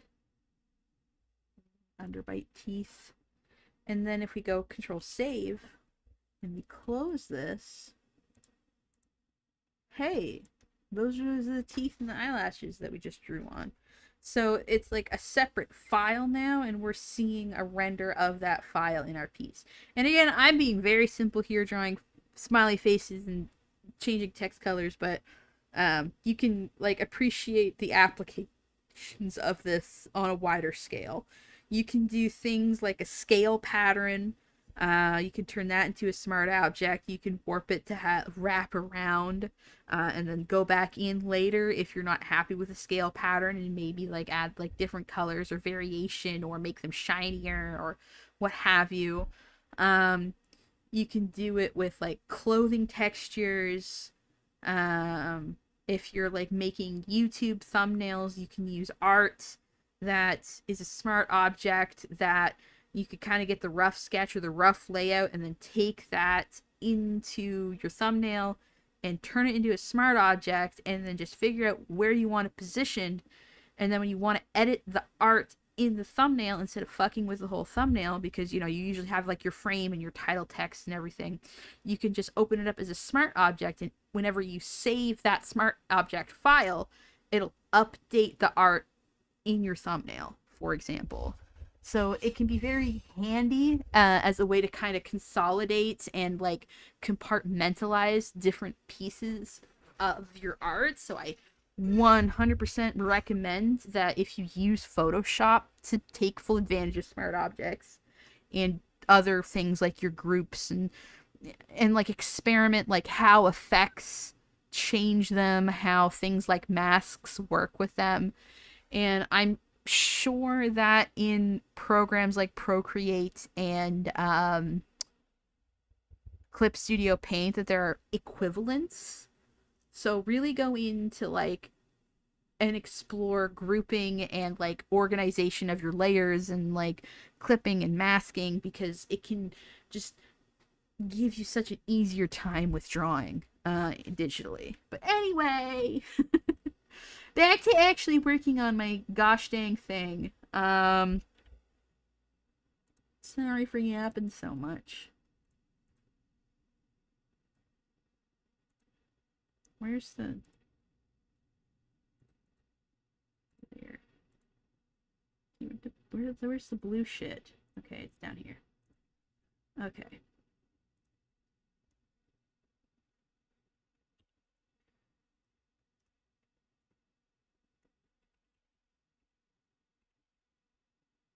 Ooh.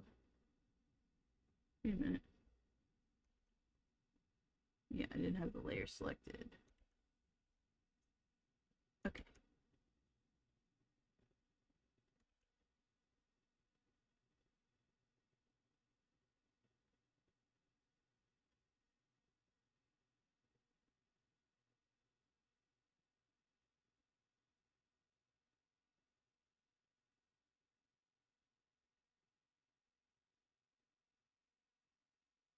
have these kind of. I'm gonna need to make sure these look like feathers.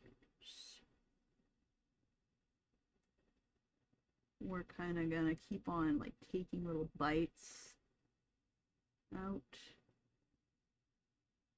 The thing is that like I'm making it a little too spiky. I'll go down and I'll round the rest of them out, but with feathers you really want to.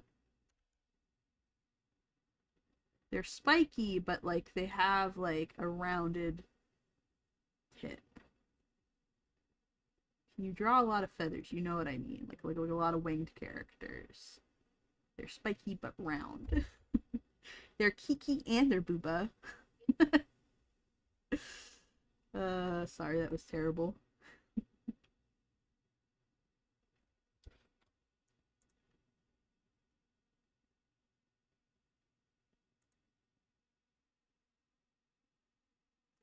Oh no, Paige sideswiped the hell out of your arm on a table.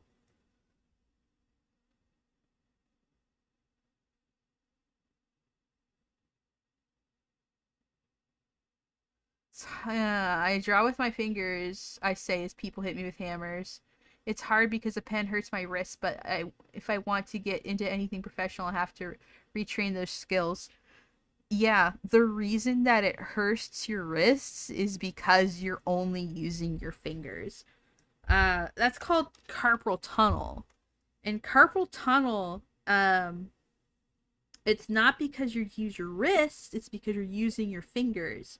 If you look at your arm, I wish I had a camera right now to show you, but if you sort of trace your palm down, your palm with your fingertips down, like make a fist, squeeze, and you might see like a divot that forms in your wrist vertically. If you look at that and you'll see that that's really firm because your tendons are going fucking crazy.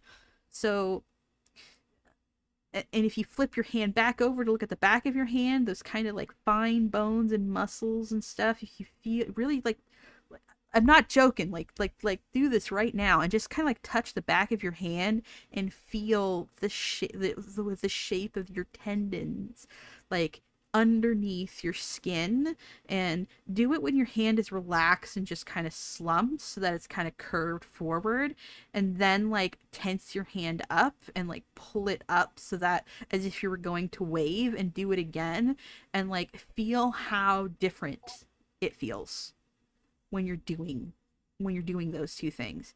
You're not so much moving your wrist there, you're moving your fingers in your hand.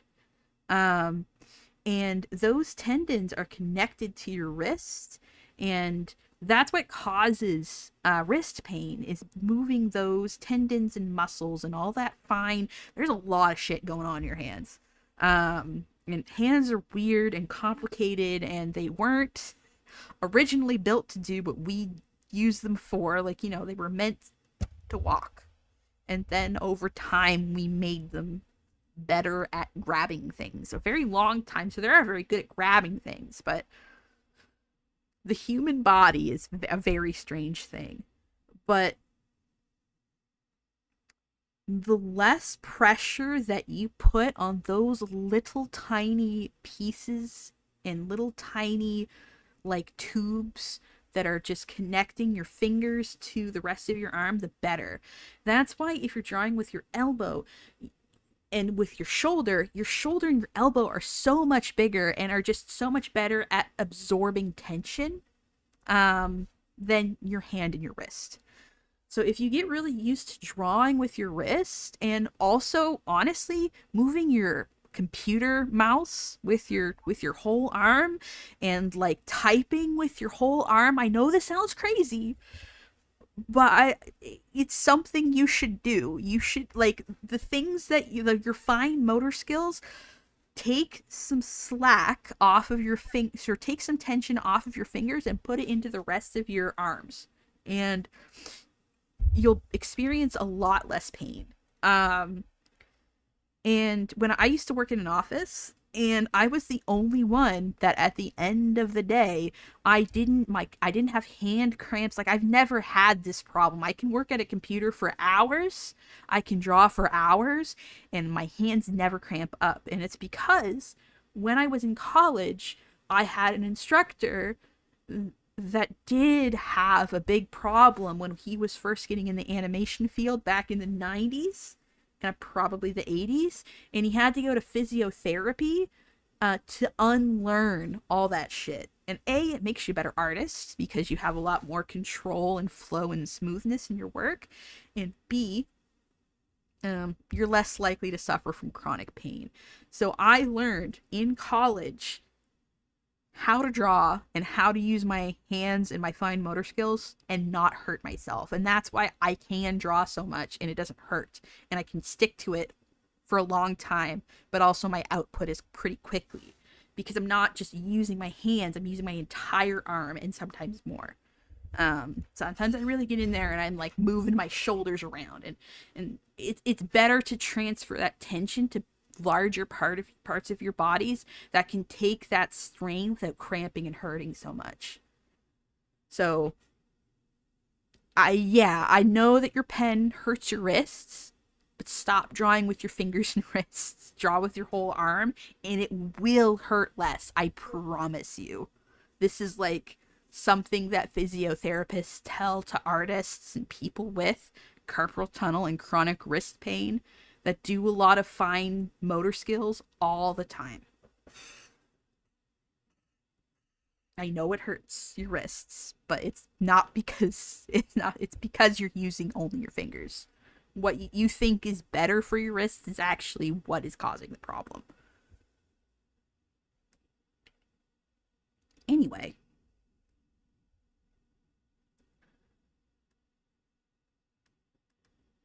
This isn't me scolding you, by the way. I'm sorry if it does sound like I'm doing that. I'm trying to be helpful.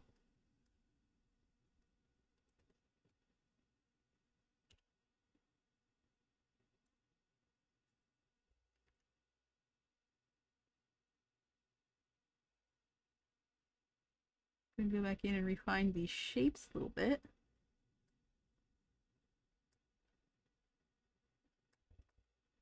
And I think the bounce light / rim light is really what's going to sell this. And I'm going to try to add a bit of a glowing effect to the scars and maybe the eyes. I haven't decided if we're going to do both. And actually, I think we're going to do it like this.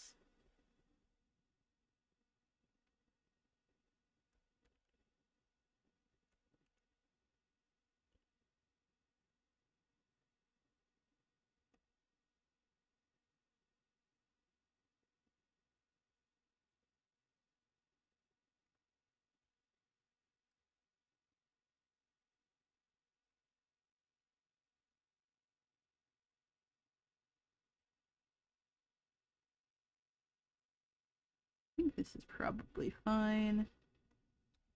And yeah, I'm gonna come in here and I'm going to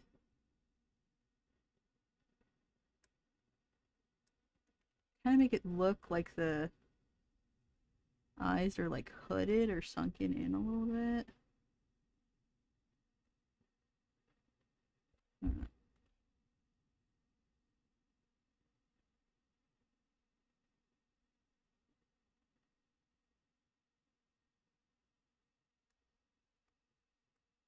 And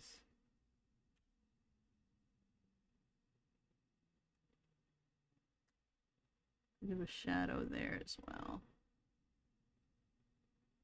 In there. Okay. It is still looking a little bit scary. We might have to adjust the color or the brightness, but I want to make sure. I don't know. It is looking kind of freaky. It's looking a little intense. That's a little bit better. Okay. I say we add our little glowing effects now. And that's on that layer. I think I'll just go control, mute, and I think I'll brand new layer. And we're gonna go. What happened there? Okay.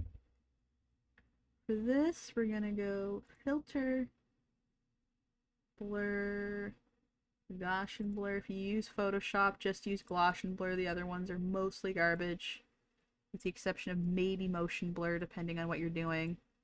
But most of the other ones you don't want to bother with. So we'll do that. Duplicate it. Go. Man, what's that? Actually, hold on. Then we're going to expand by, let's do 10. Let's do another 10. And then we're going to fill it up.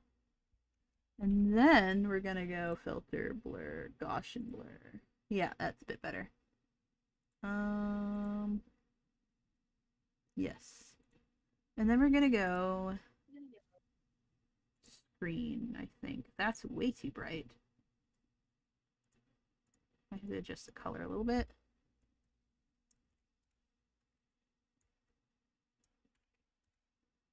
Yeah, that's the color that I want. That's perfect.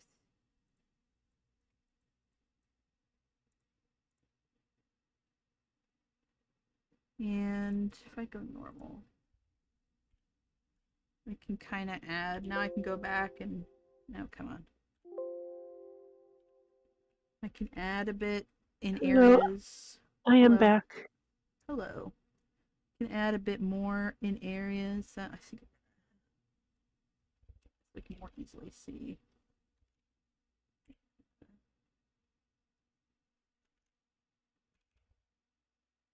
Yeah, like that. Find I have to do this the most with things that have like a pointed or tapered tip.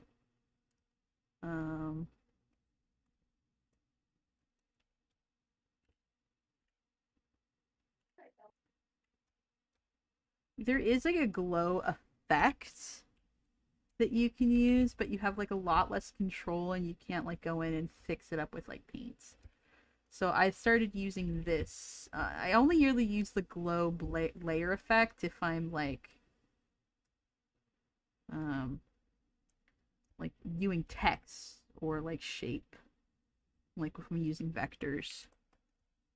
Okay, go back to screen. I think we had it on, and then bring our colors back. Yes, with and without. I think that's good. On that note, we're going to go back and we're going to continue doing colors, but now we can like color pick using this beautiful blue light and sort of a rim light. I'm going to add another layer, create clipping mask. And been kind of experimenting with rim lighting.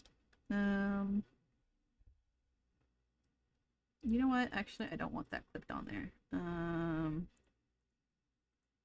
Release the clipping mask. I think I just want it on top of everything. And we'll go back and we'll add some rendering to the schnoz as well.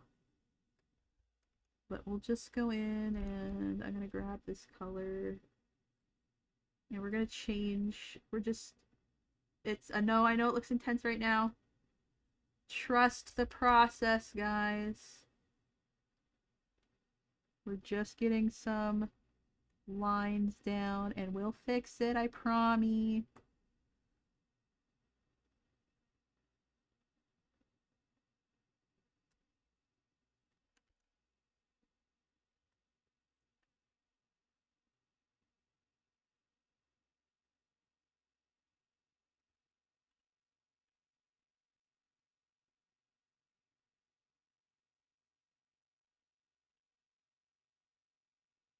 Oh shit, I forgot that that's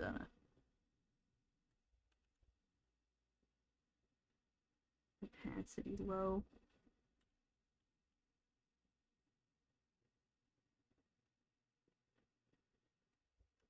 I might end up changing the outline a little bit of the eyeball to make it look like it's more freaking shiny, but we shall see. But I think I will add a bit of a rim light to the eye. Along the bottom. Maybe I'll play.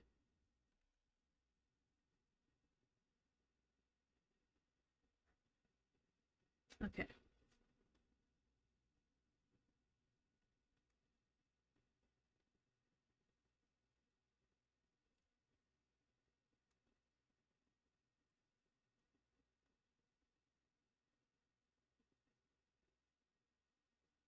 Okay, we're just going to go in and continue to add places where this blue light would be touching and highlighting some, picking out some feathers to highlight.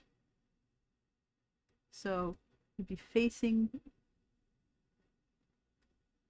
this. I think there would be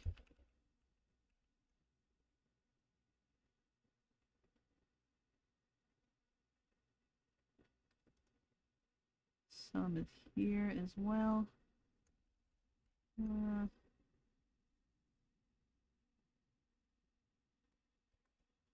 Would have to be super accurate. And probably around the eyes.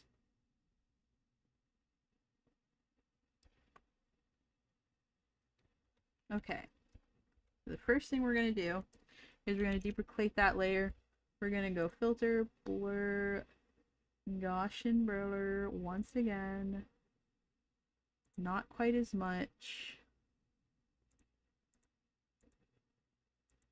I should have. Yeah.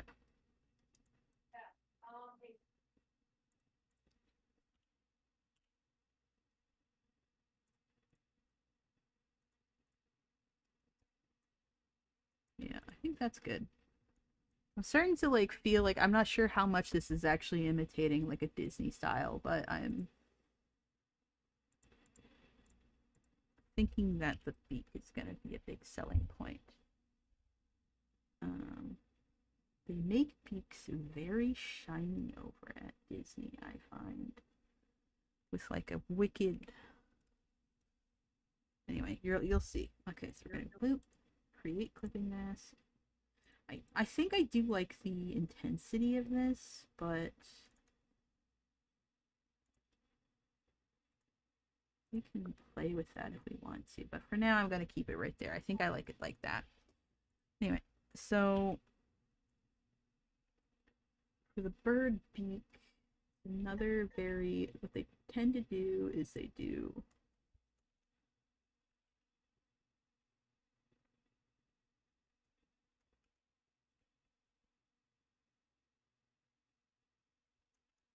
a second.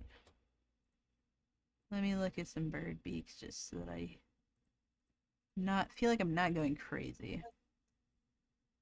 Didn't I pull something? Yeah.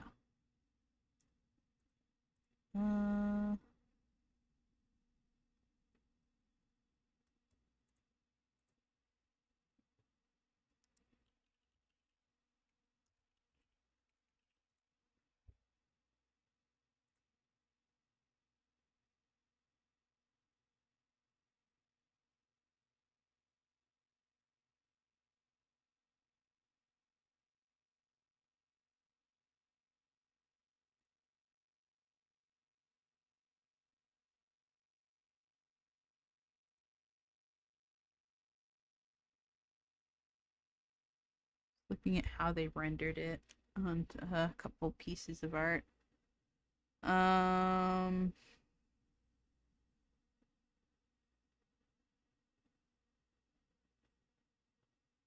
Okay, so I got that backwards actually. Wait. No, okay, hold on. Hold on, guys. I'm cooking. So it's kind of got like this darker stripe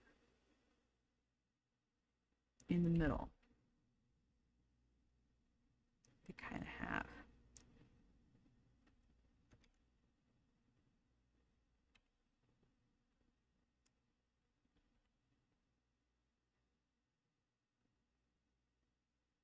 Yeah.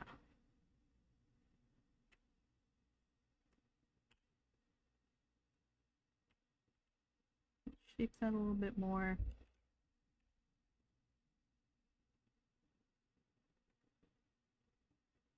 So we start with that. Oop. Then I feel like I'm doing something wrong.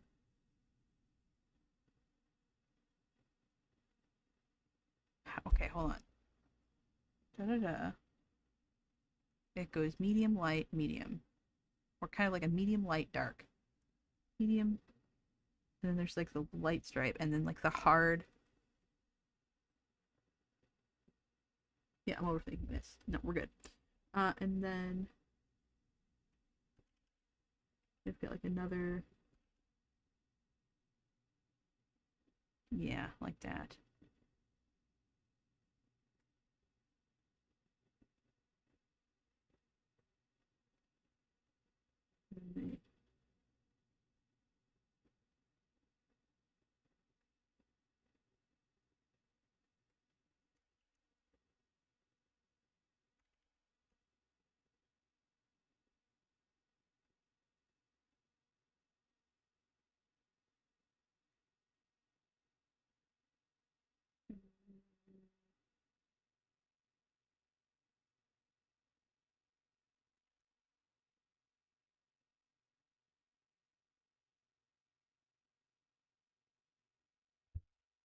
I don't know how successful that is, but I'm trying to communicate. I feel like I need to add like another light highlight on top of that. So we're gonna take that color in the beak and add an even lighter gray. And it's soft on the inside.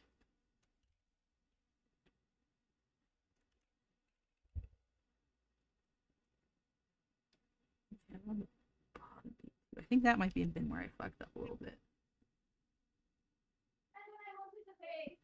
Yeah. And then they go.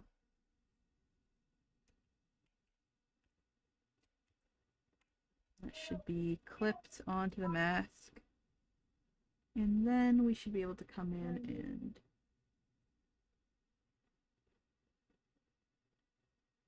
we'll adjust the opacity accordingly, but that is what the effect is like.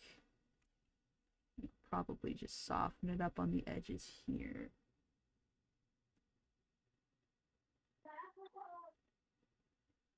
And I think I'm just going to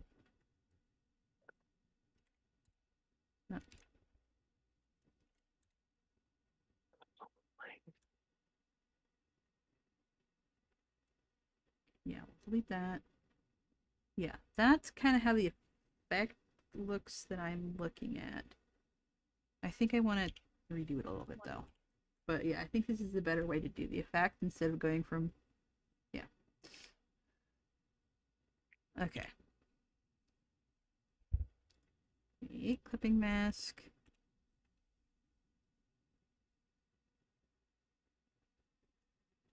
Yes. And then the outer edge sharp.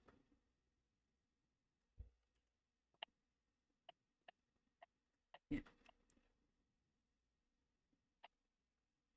And then soften the brush up again.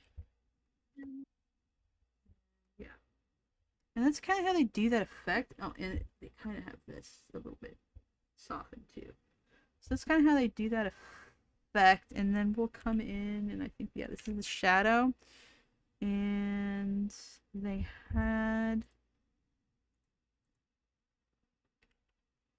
That is looking really good. Thank you. I'm trying... It's an awkward... It's weird to try and copy this style. I'm not... It's hard to wrap my head around what's going on. Okay. And... we have the regular shadow that is caused by the beak over hanging on itself.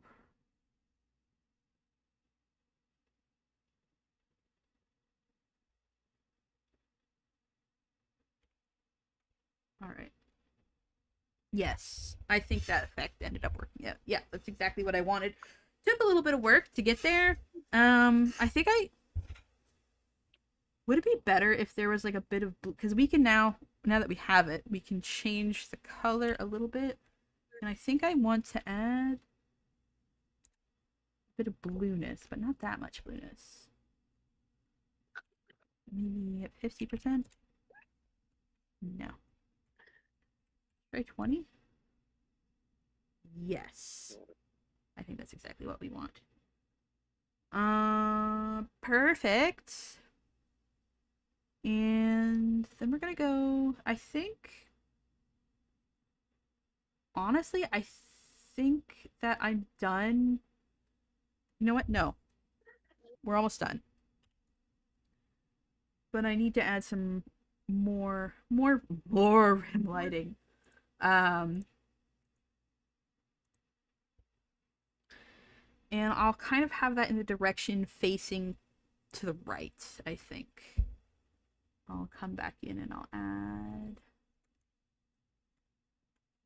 this color. And we're gonna, oh my goodness.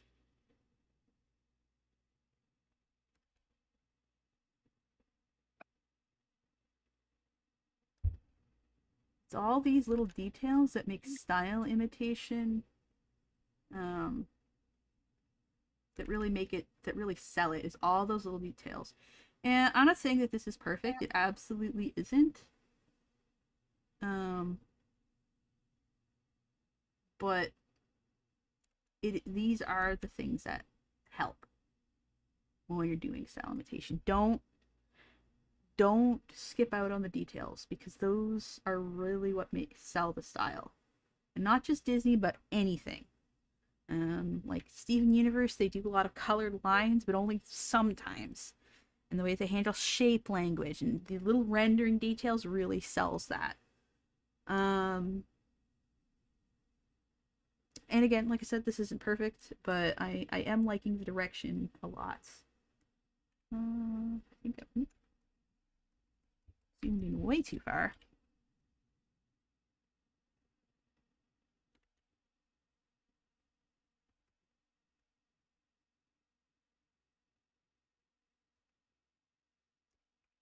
You know what I didn't? I didn't add any lighting to the eyelid, even though it's on the same layer.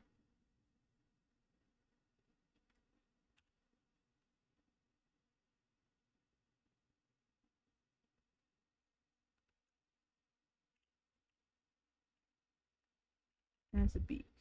Nope.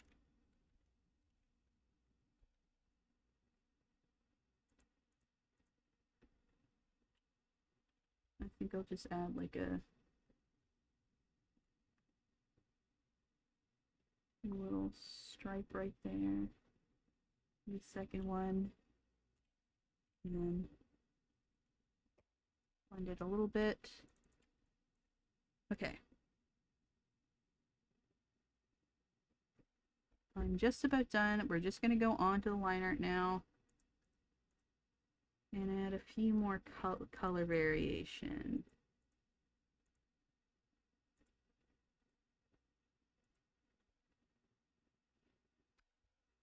I think the first thing we're going to do is change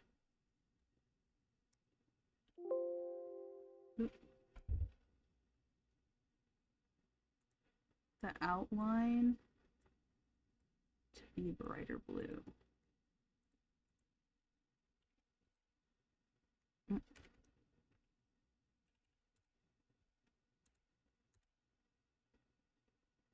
Mm-hmm.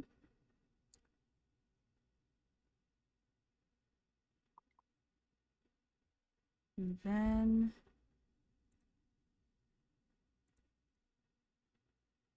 we're going to take an even lighter blue than that and add it more on the side that's facing lights. Just a subtle difference, but you know, does a lot. And I think we're going to control click that. And I think we're going to be create our clipping mask. Ooh, not that dark. Or not that bright. We're gonna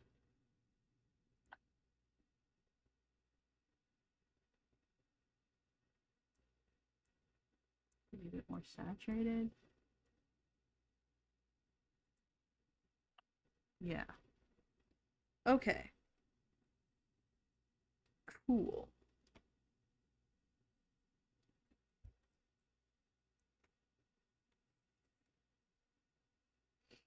And then I'm just going to add a very simple graphic effect. I grab that above the background, expand my selection, and I'm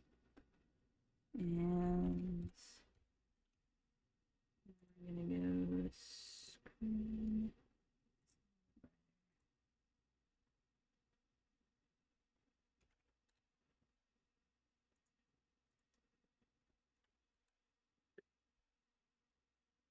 I don't know if I like that.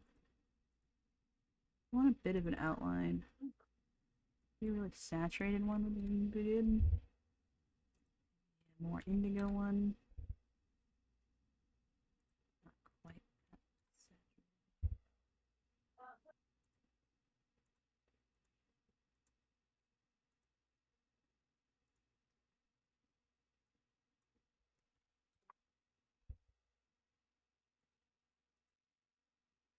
Yeah.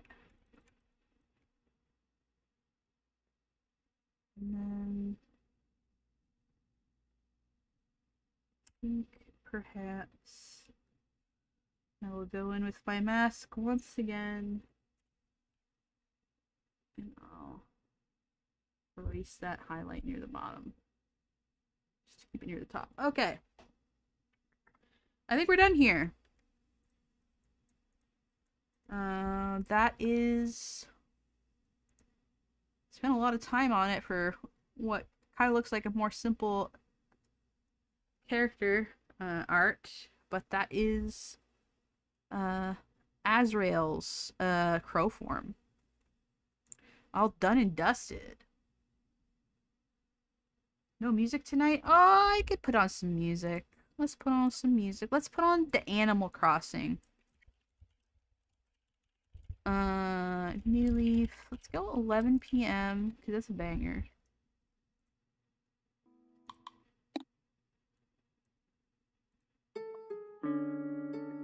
And we'll loop it. Oh, nothing hits like 11 p.m. in Animal Crossing. And oh, what's this, guys? ASMR time. Fresca. How dare you do ASMR against me? It's my stream, baby. You can leave if you don't like it. Anyway. I am being assaulted. Anyways. What happened to the music? I think I started speeding it up by accident. Okay. Alright. Actually, I'm gonna... I think... Yeah, I'm gonna hide that for a second because I don't want to, like... I'm not gonna Vosh myself, but you guys don't need to see my government name if it pops up again in my save screen. Oh, it didn't. Good. Alright. Azrael. ENG. And then...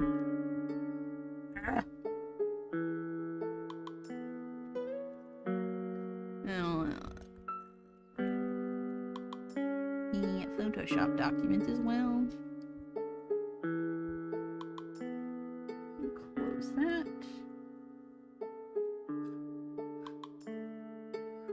You can get a new canvas out.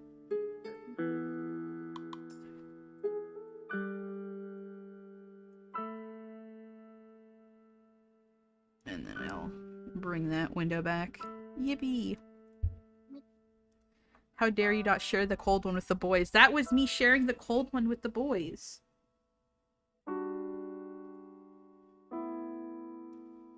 You remember you're the only boy in this call, right? There's people. Yes, but you realize that I'm like streaming to the public, right? I'm messing with you. Okay. Yes, I know you're not a boy. I'm just responding to what Squeakers said. I'm also sharing the cold one with the girls, but I wasn't being interrogated about that. Oh yeah, right. Squeakers has tasted the forbidden nectar and now can't get it all the way down south.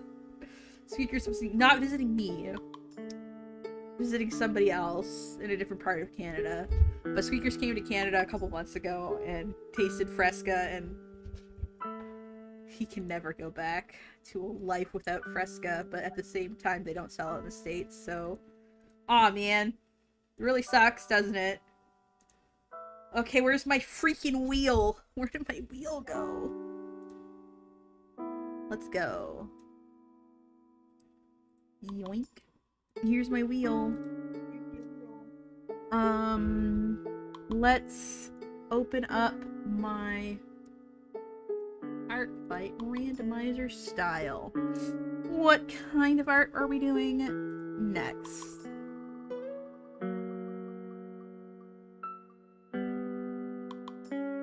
We're doing a meme, baby. Let's freaking go. We love to see it. Now, for the meme one, if something really doesn't make sense, we won't do it. Like, if it's like a meme and then like the style is like moody, we probably won't do that. But if we can find like a suitable meme, we might. We'll see. So we're doing a meme. Let's do the rendering. What kind of rendering are we doing?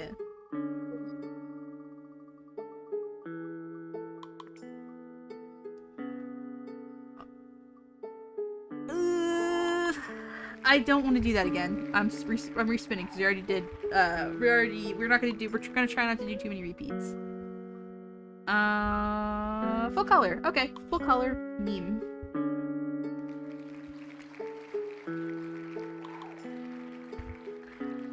Close.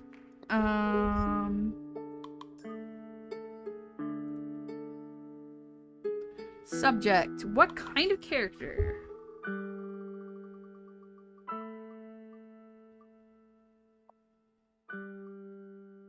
Ooh. A monster.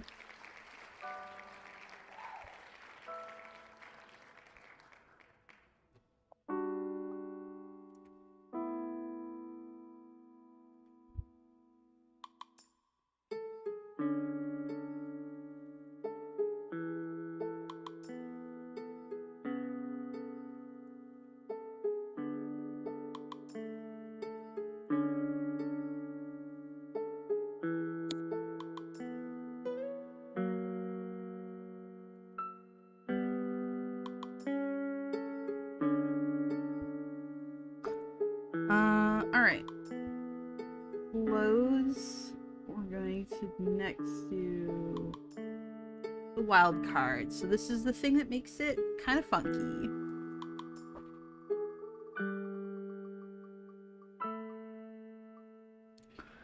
Oh, I was afraid of this one.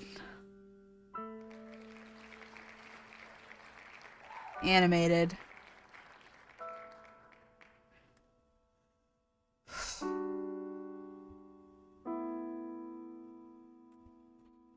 Okay.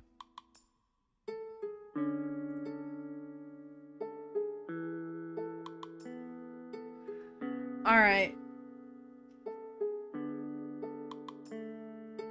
Oh, it's fine. We'll be fine. We'll be fine. We can do this. I put it on there. I have to deal with the consequences. I put it on there. I have an idea. Let's see if we can find a character that fits the idea that I have.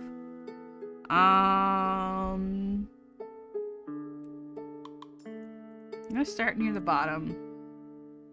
Let's look at Aurora's stuff. Do they have any monsters? They have human and anthro. Do they have any that could be classified as a monster? Characters. No. Okay.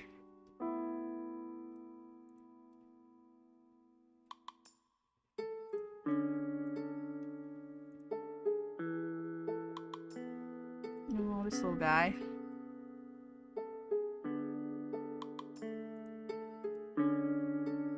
Yeah.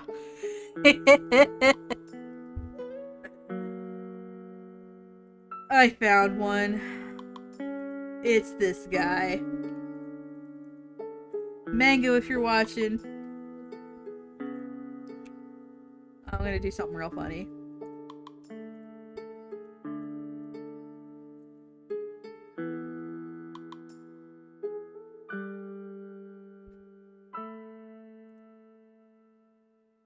You have a meme in mind already? Oh yeah.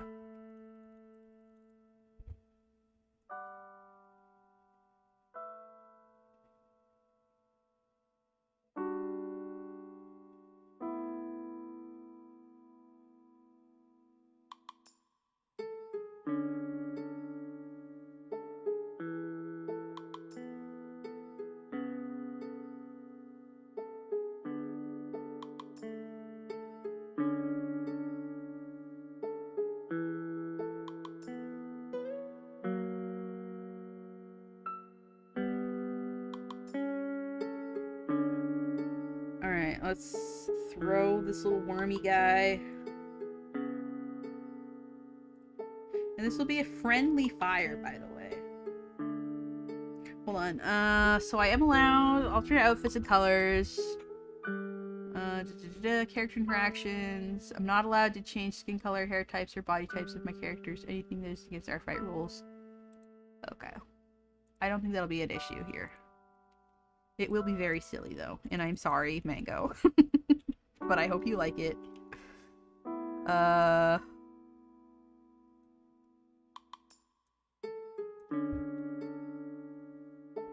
guess I can...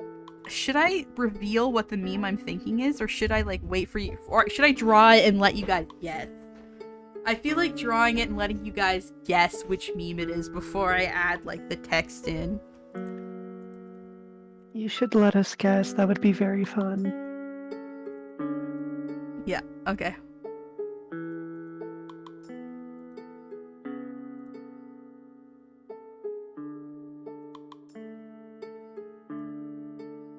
Okay. This meme is near and dear to my heart. I hope you guys all know that.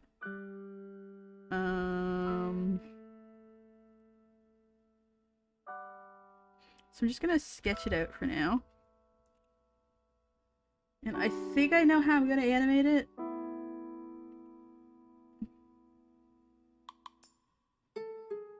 It's a worm.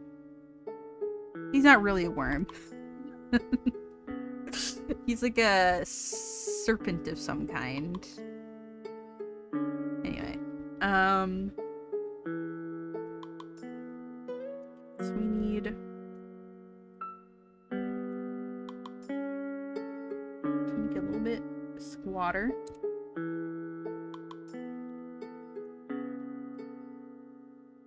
And our vanishing point, like it's... The horizon is like past the so our vanishing point is beyond the confines of the canvas because this is pretty low angle. So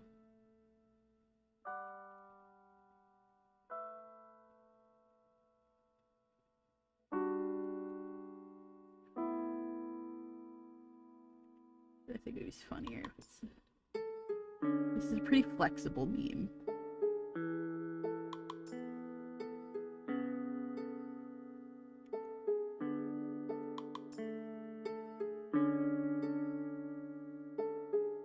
We want it like that. No. I'm not not gonna make a complicated floor. Let's not do that.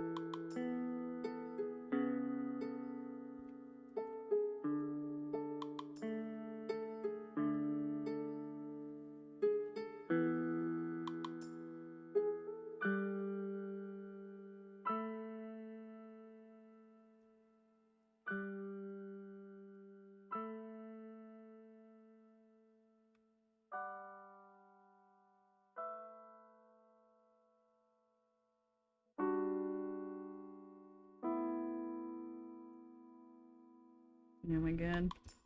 I feel like if we're looking down at the character... That is the vibe. Okay.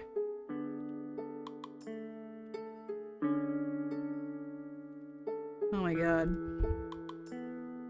I'm getting tripped up over the freaking perspective already, okay? It's fine. Okay. So here's a wall. No, here's the wall. And we're looking down at it, so... I don't know if we want to be looking down on it that much. Yeah, I'm struggling with perspective. Don't worry about me. Okay, you know what? This is fine. This right here is fine. This is actually exactly the angle that I wanted. Okay.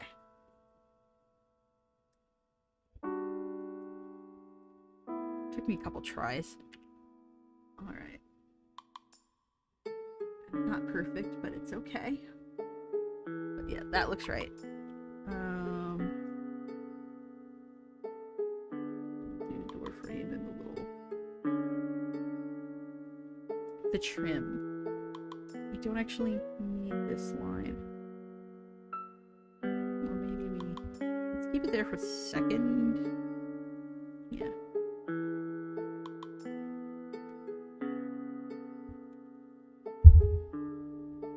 Hold on a second.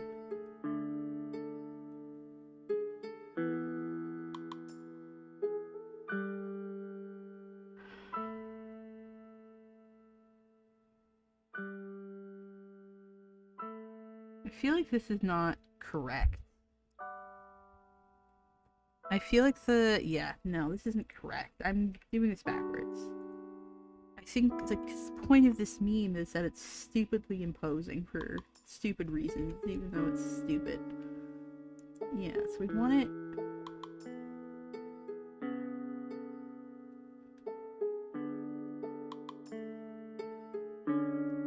like, yeah.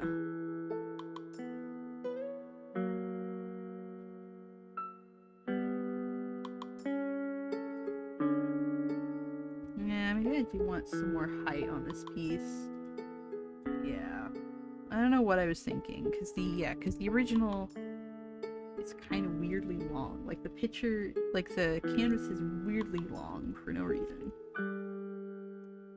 Very centered. Yeah.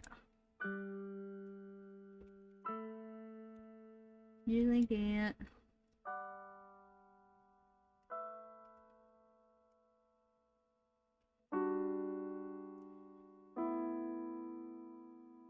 You want to drag him more towards the middle of the frame. And a little bit in front of the door.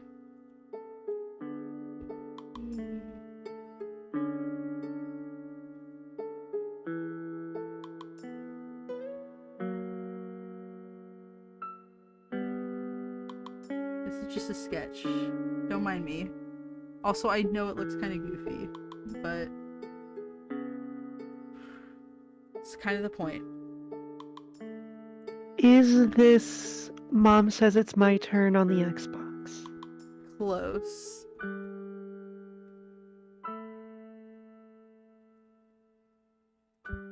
Not quite, though. But similar energy.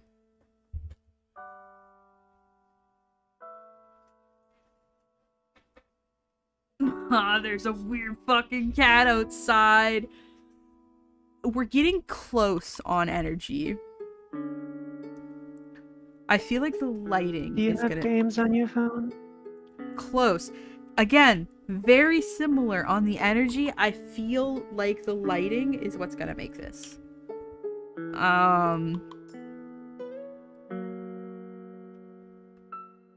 But very similar energy, but not what I was thinking of.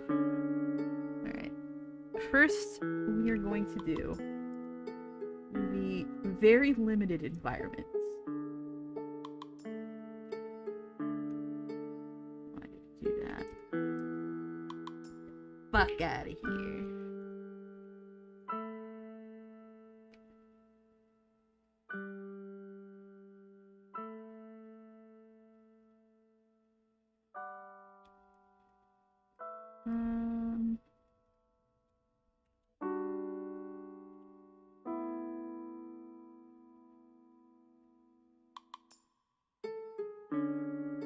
Instead of drawing that a second time, I'm just gonna go Control J, Control H.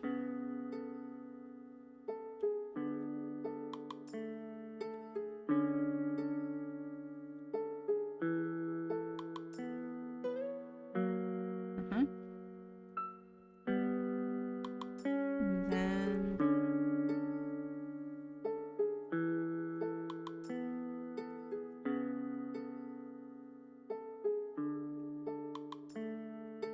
I mean,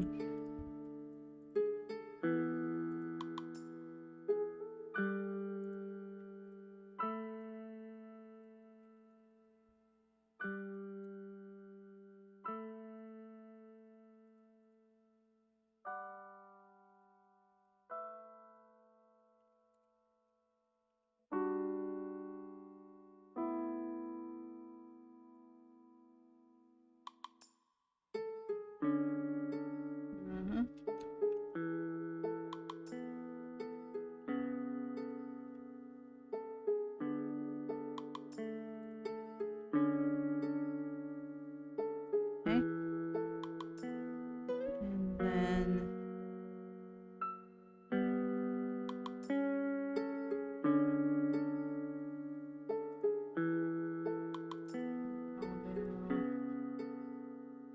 oh, so this is gonna be dark.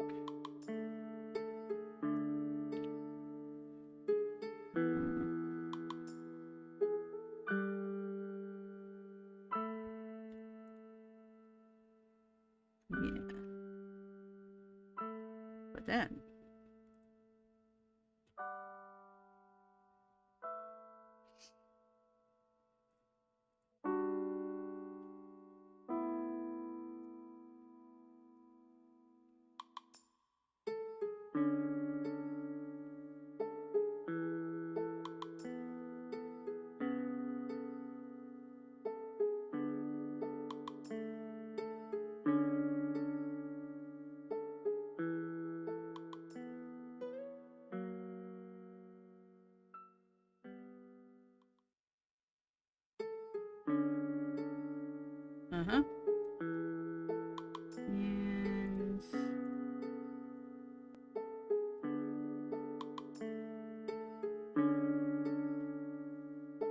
and then we're gonna,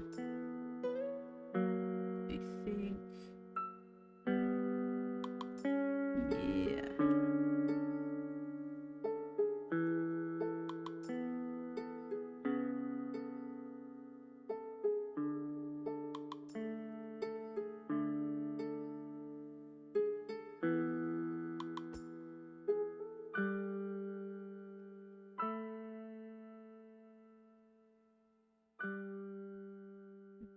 This,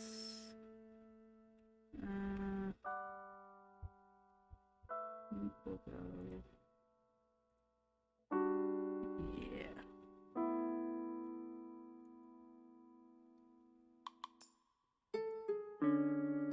Nope, that's so wrong. What happened there? Oh my god.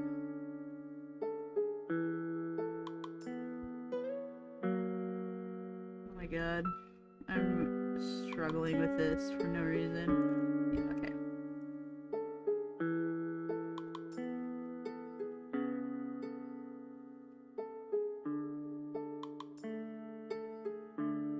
Okay. I feel This has to be a bit wider.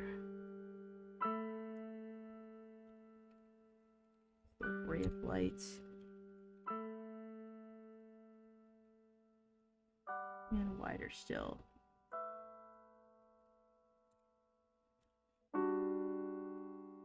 That's a little too wide.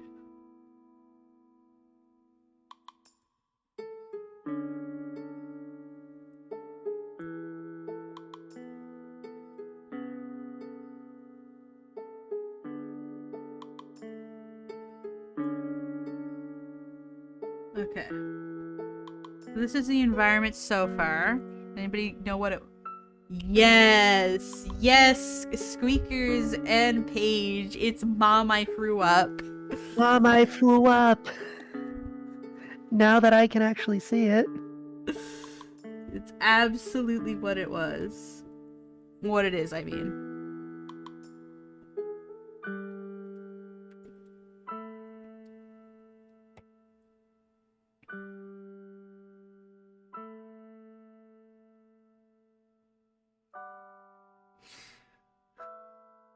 Okay.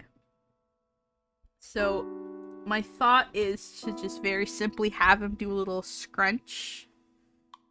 And animating in Photoshop is pain in the ass, but I've done it before, and this is a fairly simple character, and I think just having one scrunch and then the text appearing on screen is the most I'm going to do.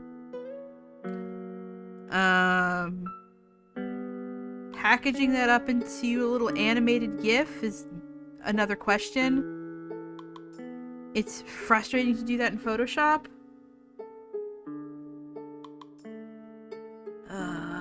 But I think I can do it, and I think what I'll do is I'll put it on Easy GIF, and then just get that back. No, I feel like that's a bad idea. There is... Okay, so...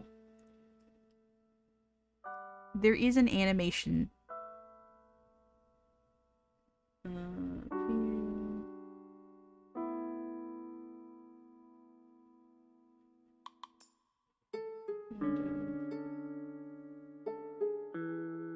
Where the frick is the animation?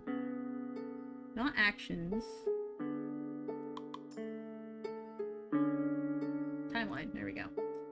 So this is a little animation timeline at the bottom of my screen, and that's what you use to make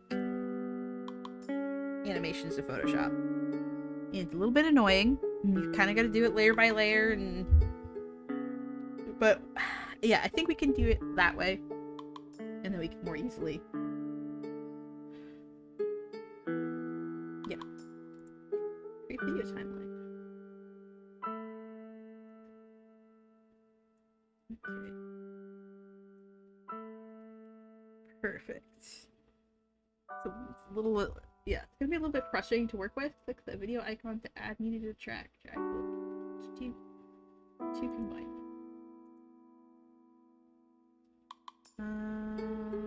This is a little different than how it used to be.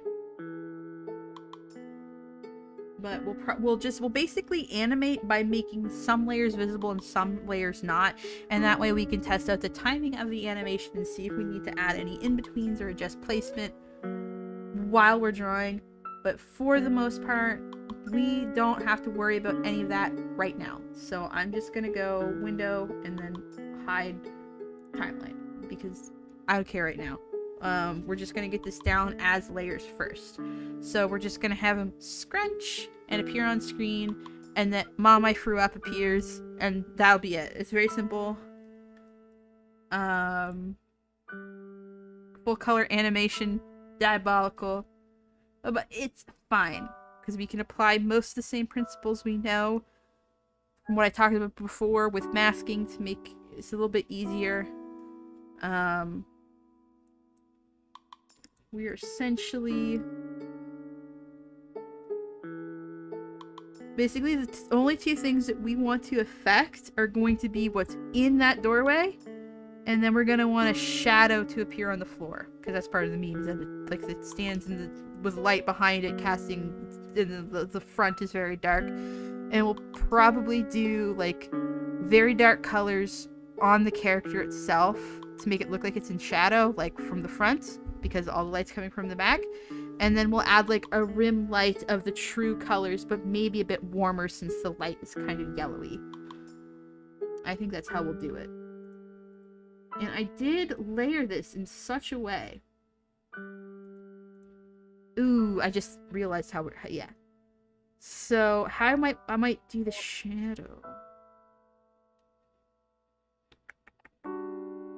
I think how I will do the shadow is that I will make a mask over this layer that's lit so that it shows the floor with no lighting underneath. Yeah, I think that's how I'll handle that. What's this? Nothing. So we're gonna group the layer above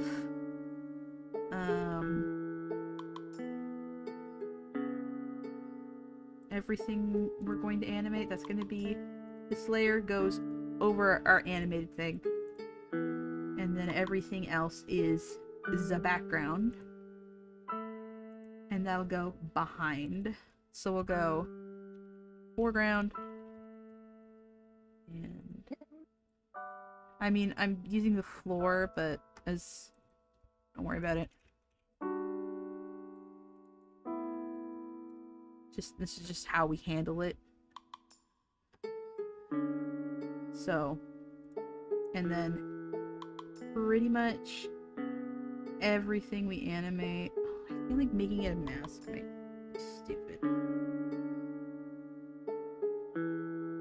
I feel like it would be easier instead of like going in and adding, yeah, because that would be stupid and complicated. Let's just grab the color of the floor, and then we'll just make the shadow this color. Yeah. So we'll have one layer for character.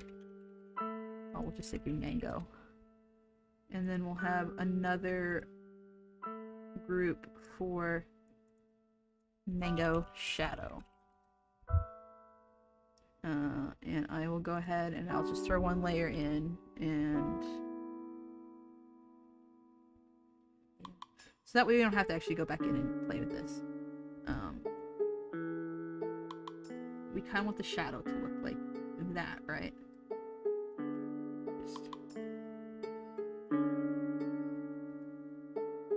So we'll just throw that in just so that I have a color.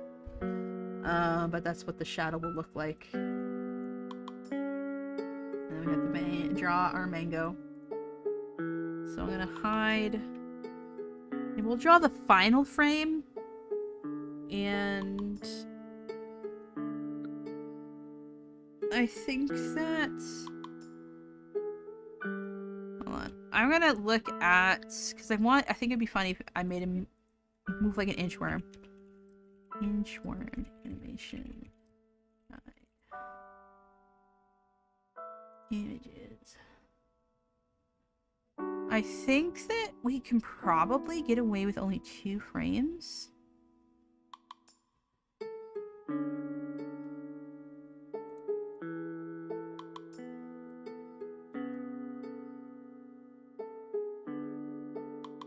Because we just went... I'm trying to think of like if there's any in-betweens we would really want to add. We might do 3 frames of the movement, because because once we have like the frames to move, then it's no big deal to like move it across the screen. But we have to figure out the 3 different drawings that we need to make. And I think that because of the nature of inchworm things, we can do like a boomerang animation, so it can go 1 2 3 2 1 2 3 2 1 instead of 1 2 3 1 2 3. We want, or like 1 2 3 4. We can use the second frame of animation as like frame 2 and frame 4. So instead of like a true loop, it would be 1 2 3 2 1 1 2 3 2 1. Well, 1, 2, 3, 2, 1, 2. Sorry. 1, 2, 3, 2, 1, 2, 3. Wait, hold. 1, 2, 3, 2, 1, 2, 3. Yeah. And it was just, yeah. You get what I'm saying. So instead of like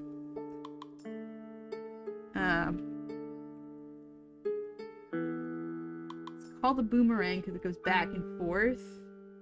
So you have like in a regular, it would go 1, 2, and then come back. And that would be a regular loop.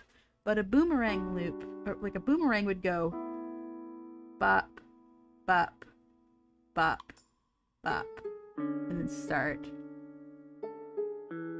So it's hitting two, it's oscillating between them instead of looping in like a circle. If you get what I mean. Anyway. So. Let's hide that. We don't need any of this right now.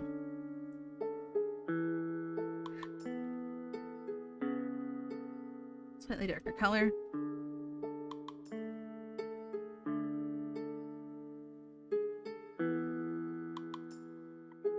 You might want to make his hand a little bit further up. And boop, boop, boop. I think the head's too big.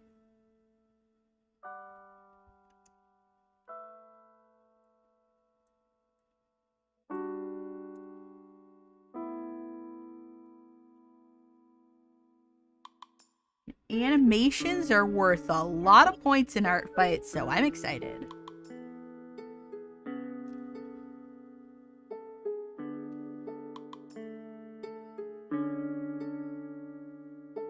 And I don't think we're gonna redraw the head because it's mostly body movement, so I'm not gonna be too worried about like making it too complicated because I don't think we're gonna redraw it.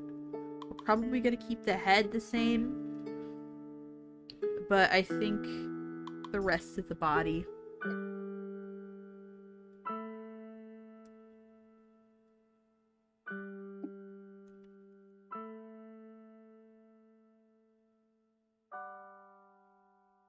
is gonna move.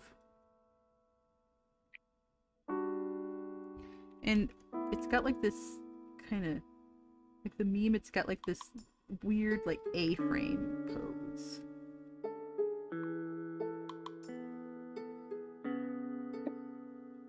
This will be what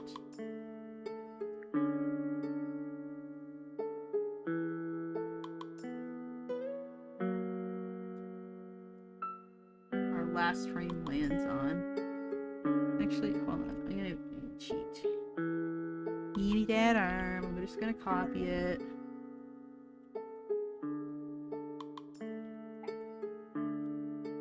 I love cheating. Okay. And then we'll go boop. Boop, boop, boop, boop, boop.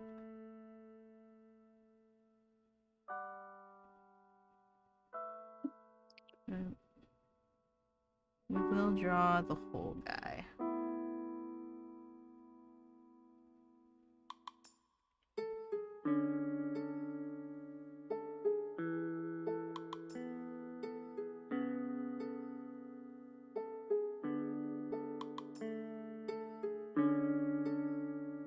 It's a very simple character, so very perfect for something like this.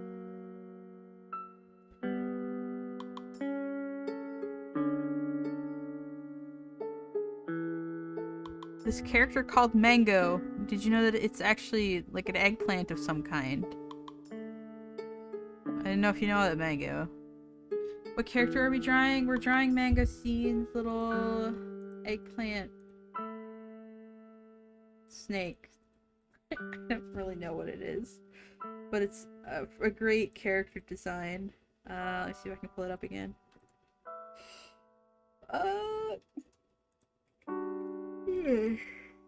Excuse me. Here he is. Wabam. Okay. Evil fucked up eggplant dragon. Yeah. Exactly.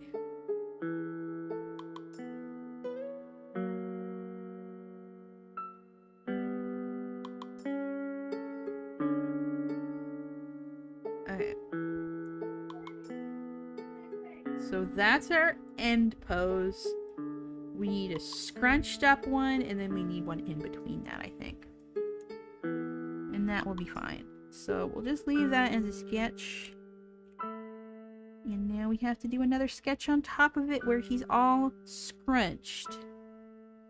And to do that, we just want to keep the same contact points, or similar contact points, I suppose. Just be very wary of how this is moving.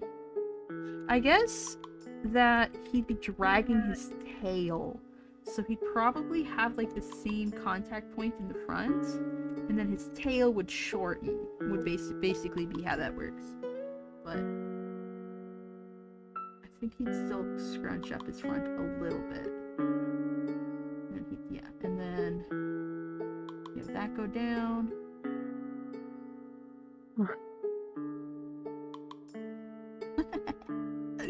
This is gonna be so dumb. In the best way, though.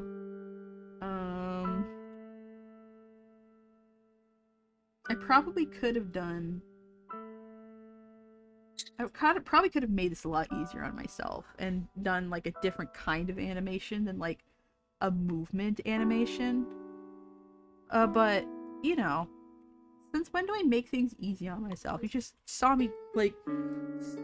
You guys just watched me fucking, like, pour my heart out over, like, a simple Disney-style rendering of, like, a bird's, like, portrait. So, we don't do things the easy way around here. Okay, so that's his little tail scrunch. Cowards. Exactly. That's his little tail scrunched. We're not gonna do a sketch for his head because his head is staying the same. Should he like... should he like... I think we're gonna make his arms little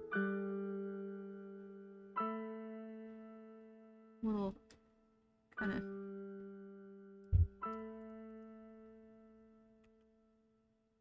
moving forward a little bit when he's scooting forward. Yeah. I think that makes sense.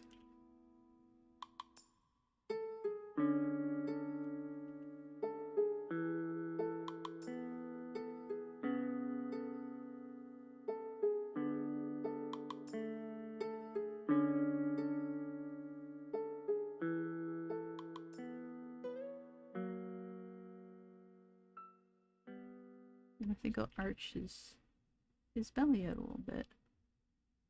And maybe a little bit more than that. Yeah, like that.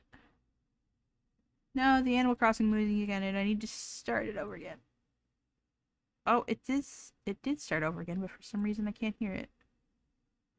It muted for some reason. There we go. Alright. What? Yeah.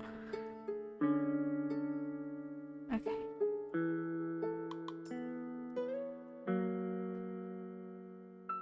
Again, yeah, head's staying the same. We're not going to animate that.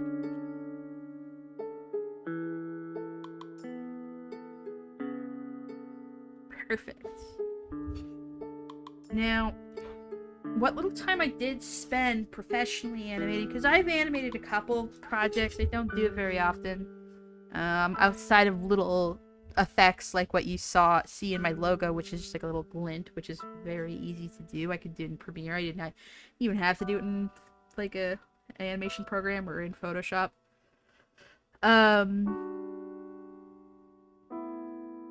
But with traditional animation like this, because yes, even though I'm using a digital brush, I'm still doing traditional animation because I'm drawing each frame. And, you know, a very obvious thing on screen you might see right now is a traditional animation that I did, is my character's tail wagging. So I do animate sometimes. You know, I did the mouth flaps and the blinking, but again, that's easy because those are just 2 frames. But the tail, my tail, has some in-betweens. So you want to draw things at their 2 extremes, and then you want to like draw the middle and get closer and closer and more defined, and you want to break it up. You always want to like draw the 2 extremes and then meet in the middle, and then meet in the middle of those and meet the middle in the other side, and just get more and more precise and fill in frames. You very rarely do like frame by frame animation, which means I animate the first frame, then the second frame, then the third frame, the fourth frame. Usually you draw the first frame and the last stream, and you work from the outside in when you're animating.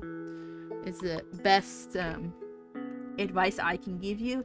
And animating in-betweens is the easiest way to animate. Like I said, it's what I was doing in the very brief time that I was professionally animating, which, you know, like I said, wasn't very long. So basically the simplest way to in-between, and because this is not, you know, like, this isn't like some thing that I'm making for Disney or for a demo reel or like some dramatic piece of character or action art. He's literally, it's just a little meme where it is essentially his walk cycle. So we're going to go right in the middle. So basically, we literally just draw in between. So his tail in this frame is here, his tail in that frame is here. So in the in-between, it's here. Wow. So simple. This little curve is here in this frame and here in that frame. So in the in-between, it's in the middle. Same with that, and then you can just kind of start putting the pieces together. That's not what I meant to do. Okay, so that and that. And there, in a lot of animation programs, you have something that automatically helps you with this called onion skin. And it makes it so that you have like transparent layers like this of the frame before and after, like. But I'm doing this in Photoshop because I'm stubborn and I don't like Adobe Animate because it's all vectors and I don't like vectors. I wish Adobe had like a proper animation program that just used like a bitmap, which is, or rasters I should say, which is just like these pixels, as opposed to everything being done with math. But the reason they do that is because most animation these days is handled with puppets. So they essentially make like a 2D sprite or a 2D model, like if you know what, like VTubers, like everything is basically animated like that, except instead of like somebody's blinking or mouth or expression or a button controlling it, it's like hand done. Like I want the arm to move up, and then like it's, if you ever go into like a store, like the dollar store around Halloween or whatever you guys have, Dollar Tree, and you see like those scarecrows, they're flat, they usually put them up in classrooms, or like boomer moms put them up on their doors, and they have these little pins in their joints, these little push pins, and it moves them around. That's kind of how 2D animation has worked since Family Guy. Now the first people that started doing that, I ironically enough, like he was my instructor in college. He was one of my instructors, was the guy who like started making those 2D flash cartoons on TV. Like it was his studio that started doing that first, which is kind of cool. But I don't like it. I prefer traditional animation any day of the week. And you sometimes get certain things like, oh, well, this head is not moving, so we're just gonna keep this head, and that would be like animated. The head would be on its own cell, and cells are just like those little transparent sheets that you draw on. You might have seen them, like if you've ever like been to a classroom with a projector. Shout out to the, you know, to the boomers out there.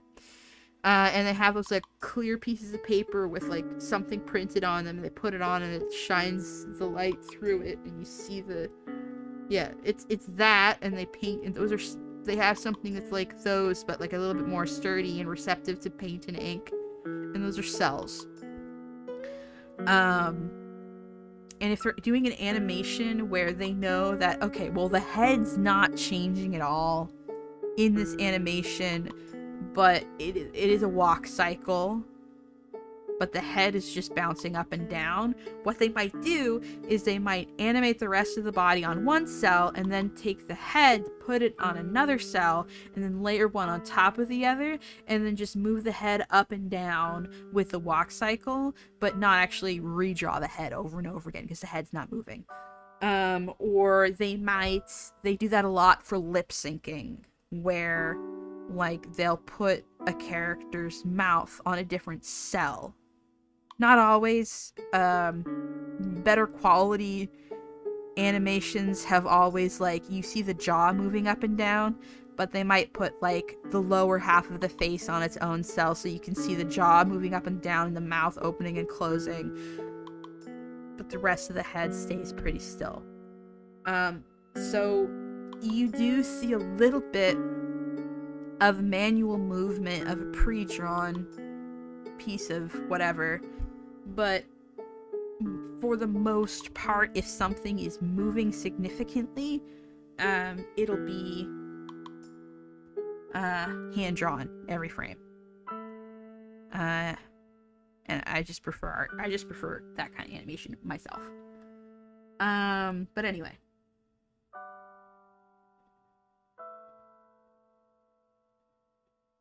And this animation, I will admit, it's probably gonna look a little funky. Man, I will not lie. It's probably gonna be a bit boily. But I think that's okay.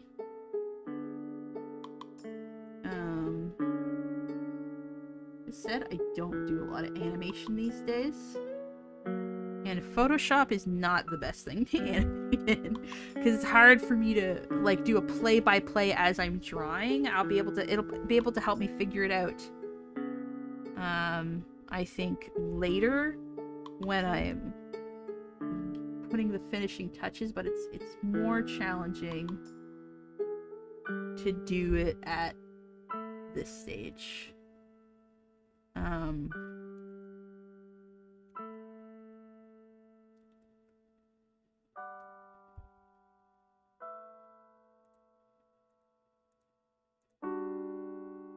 So it's kind of hard to flip through right now. Actually, we might be able to. Let's get up that timeline again. Window. Oh, timeline. There we go.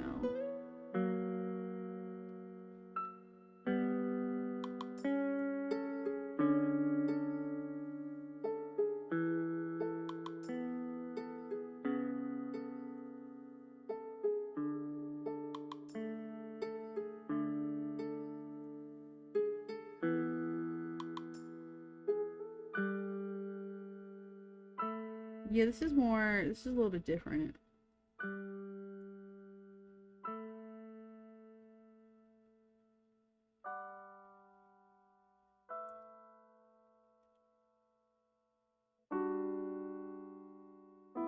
Than what I'm used to.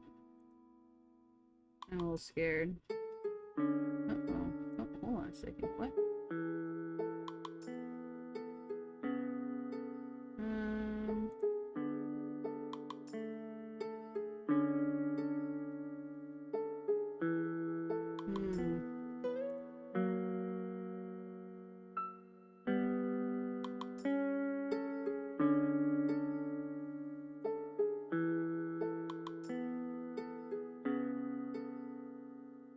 Yeah, convert to frame animation, please. I want frame animation.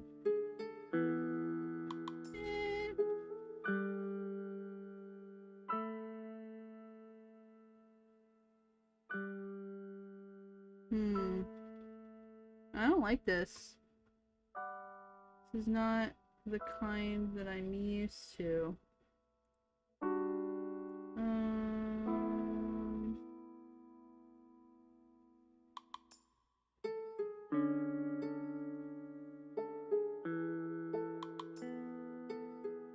Yeah, it looks like they changed their... I don't like that.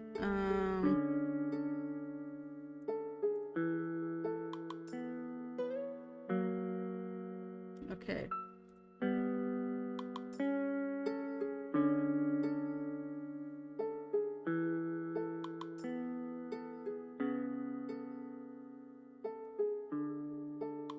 Okay.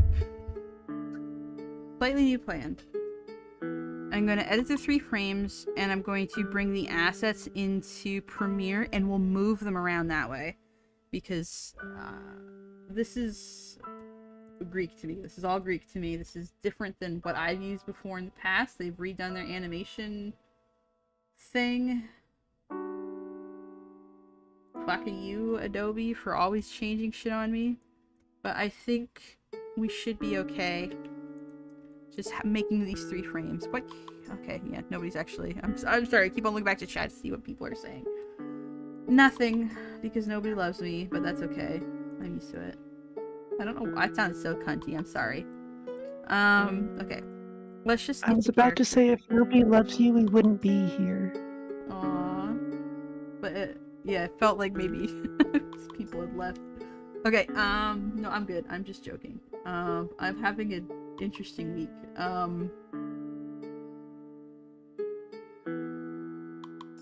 I hope I'm doing the hair texture justice. I believe hair texture is something that's wiggly.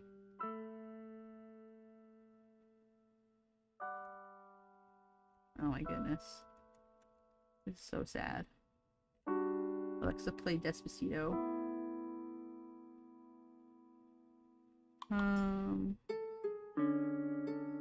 Yeah. Some eggplant hat.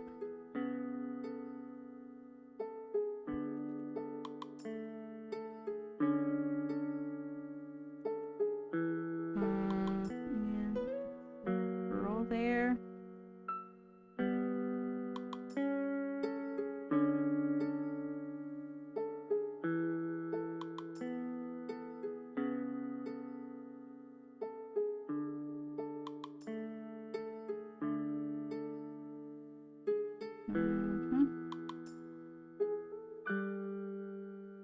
Oh, he's got a little...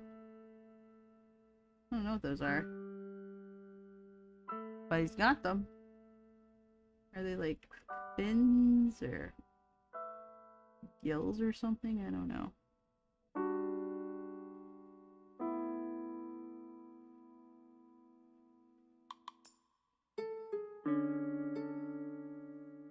Maybe this guy doesn't have a mom. Maybe I'm being extremely offensive.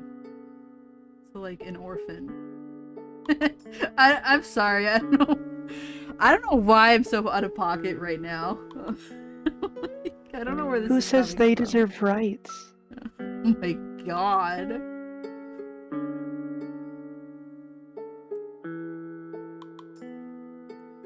They weren't orphans when you started.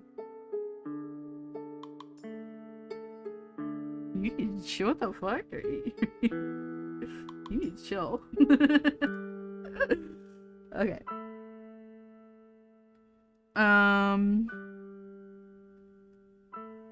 As mentioned before,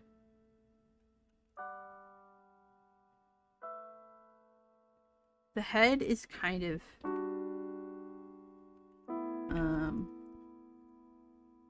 gonna be its own layer because we're just gonna move it around.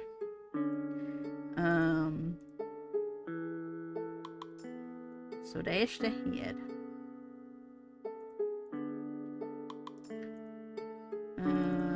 Mango head.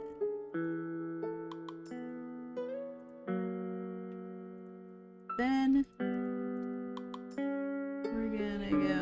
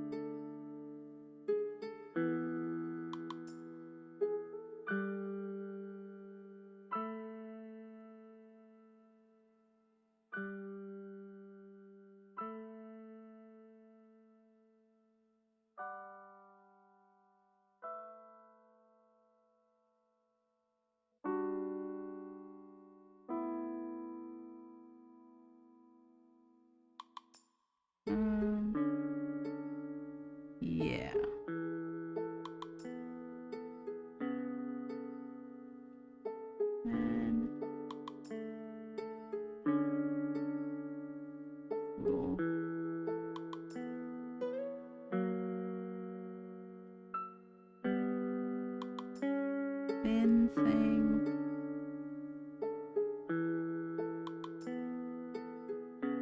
And this little tail thing. And then we'll pull its arm up, tidy up some of these lines. Perfect. So that's mango unscrunched.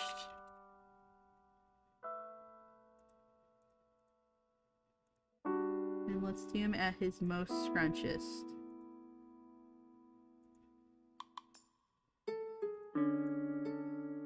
Okay.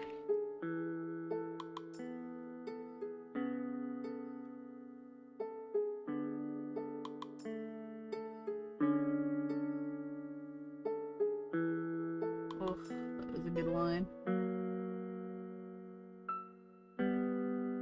Oh, another good one.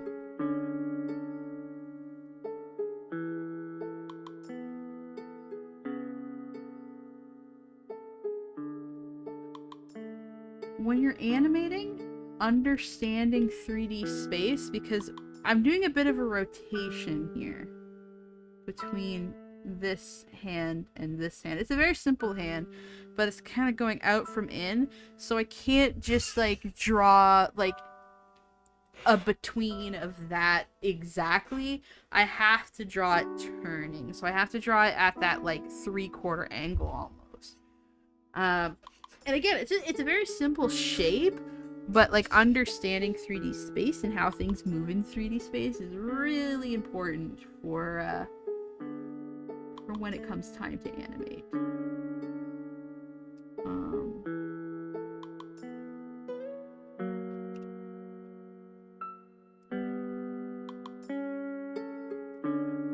All right.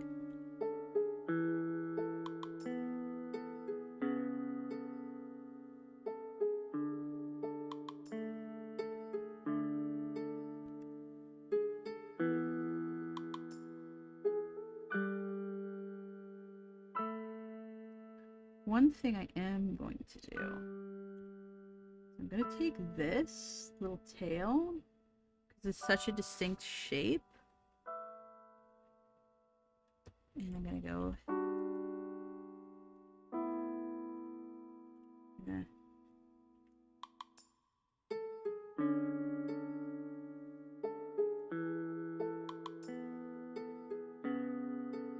bring that around, and I'm going to put that roughly in place, and I don't know why it's not working. Uh-oh.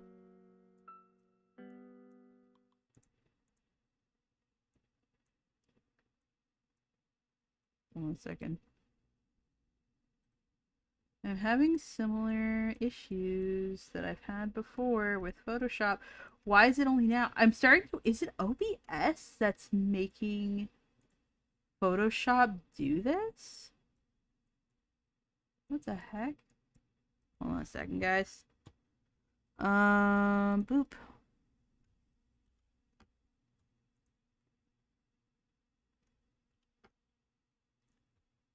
Mango scene flew up. Uh-oh.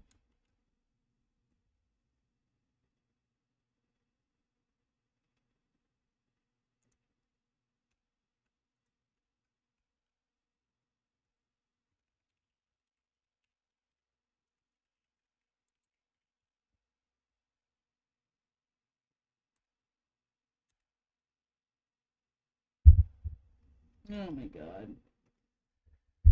I'm beginning to think that it's OBS because it seems to only happen when I have OBS open. Because I've been using Photoshop so much this past week.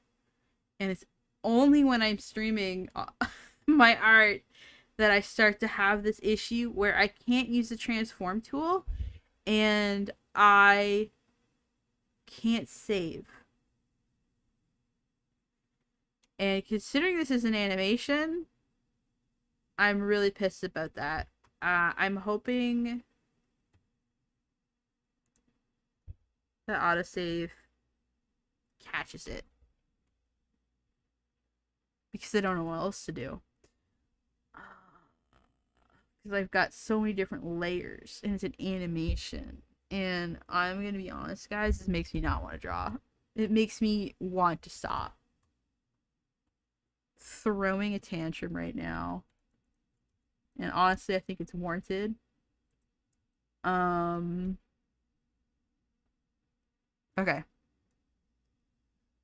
Let me go. I think.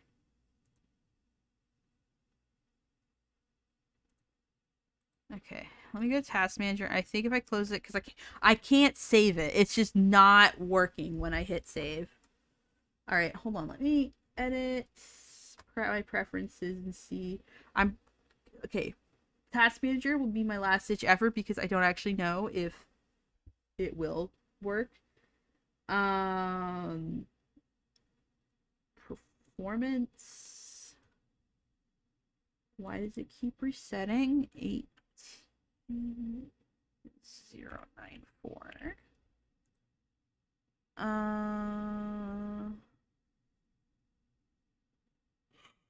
Okay. Mango Scrunch. Okay, got it saved. Okay, is it gonna... I feel like it's gotta be... It's still not letting you transform, but at least let me save.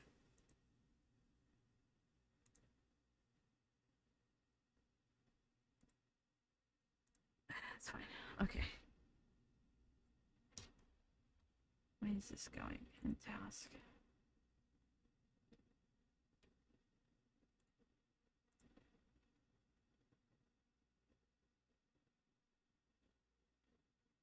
Alright.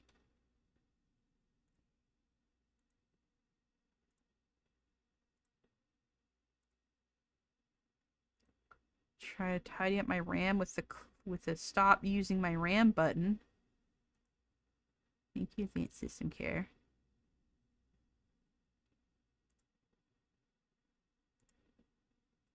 Is it OBS? Because it's the only common denominator. Alright, let's open Photoshop back up.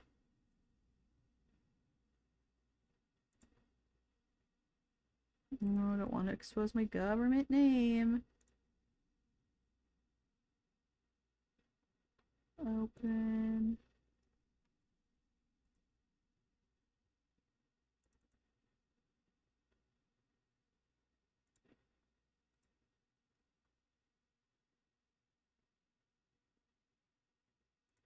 Mango Scrunch open.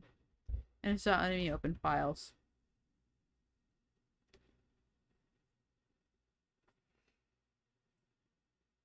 Okay.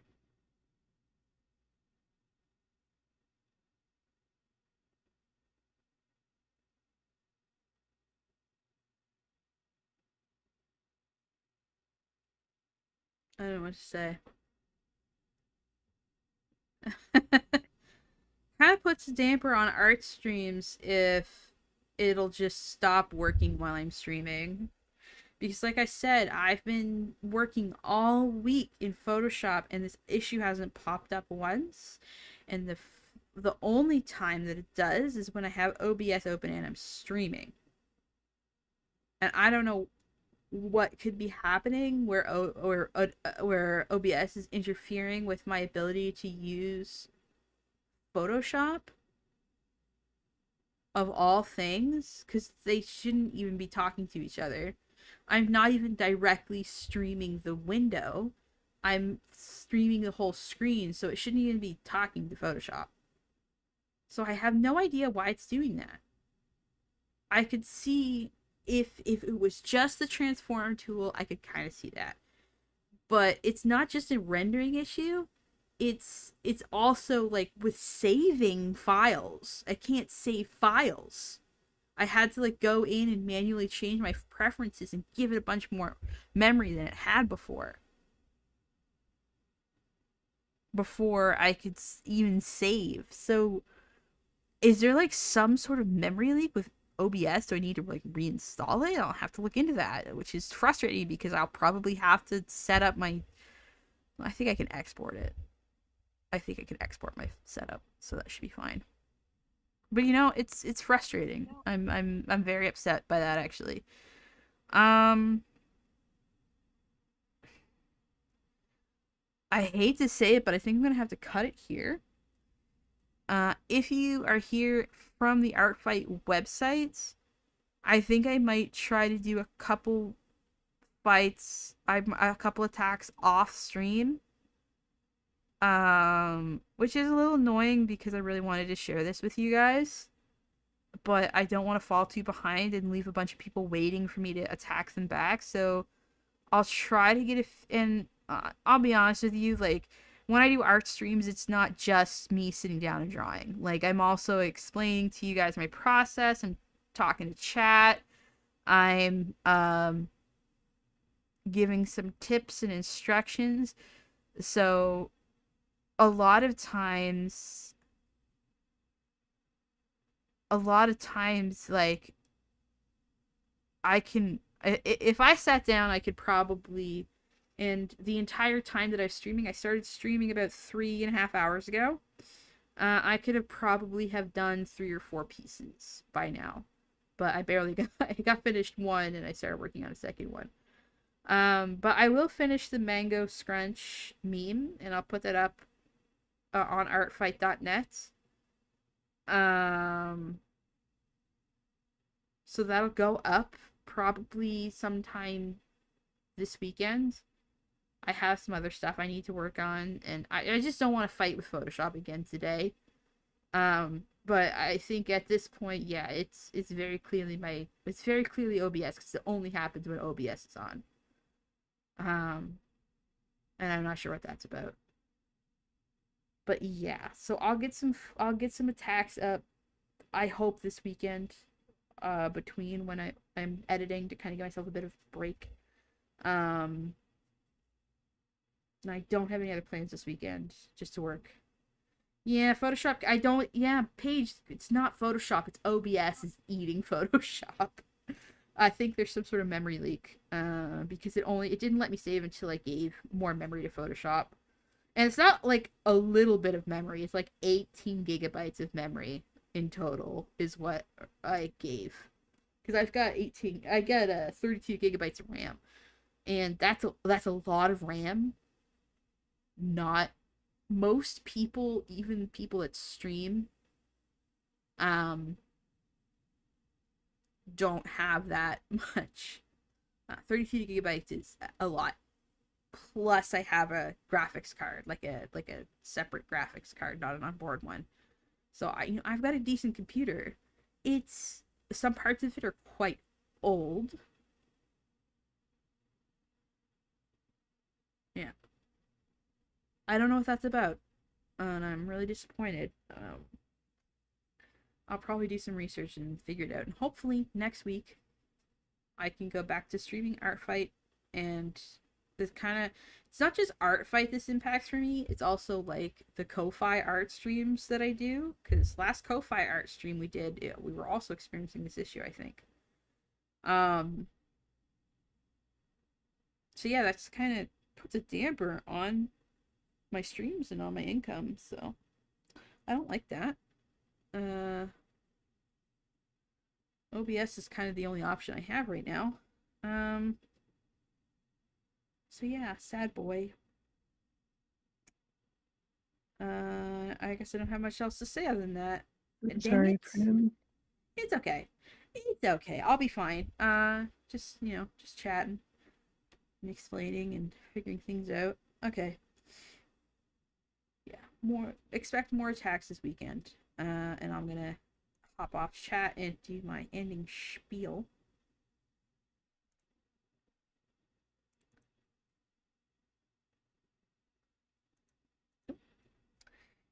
Thank you for watching, and thank you to my patrons: Harvey, Hummus, Mohammed, Paige, Shy, Boggle, Fiona, Zephyr, S. Astra, Easy Walker, Space Frog, Swampling, Vex, Billy, and Garden. And a special thanks to my staff: Mother, Squeakers, Boggles, and Sparrow.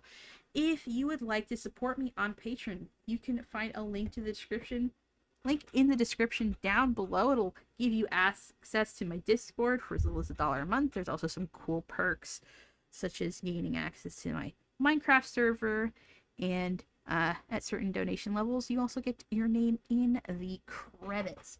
If you'd be more comfortable with a one-time donation, you can also find a link to my Ko-Fi in the description down below, and you can pick whatever amount you want. And of course, you can always support me for free. Doesn't cost you a dime to hit the like button, and make sure you're subscribed with the notification bell on. And you can also find links to my social of the media in the description down below, as well as my art fight, so you can see what I'm doing. Follow me, I'll give you a follow back on artfight.net, and I'll try to get some more attacks out off stream. And I will see you guys all probably on Saturday or Sunday for either an edited video or a stream. Bye bye.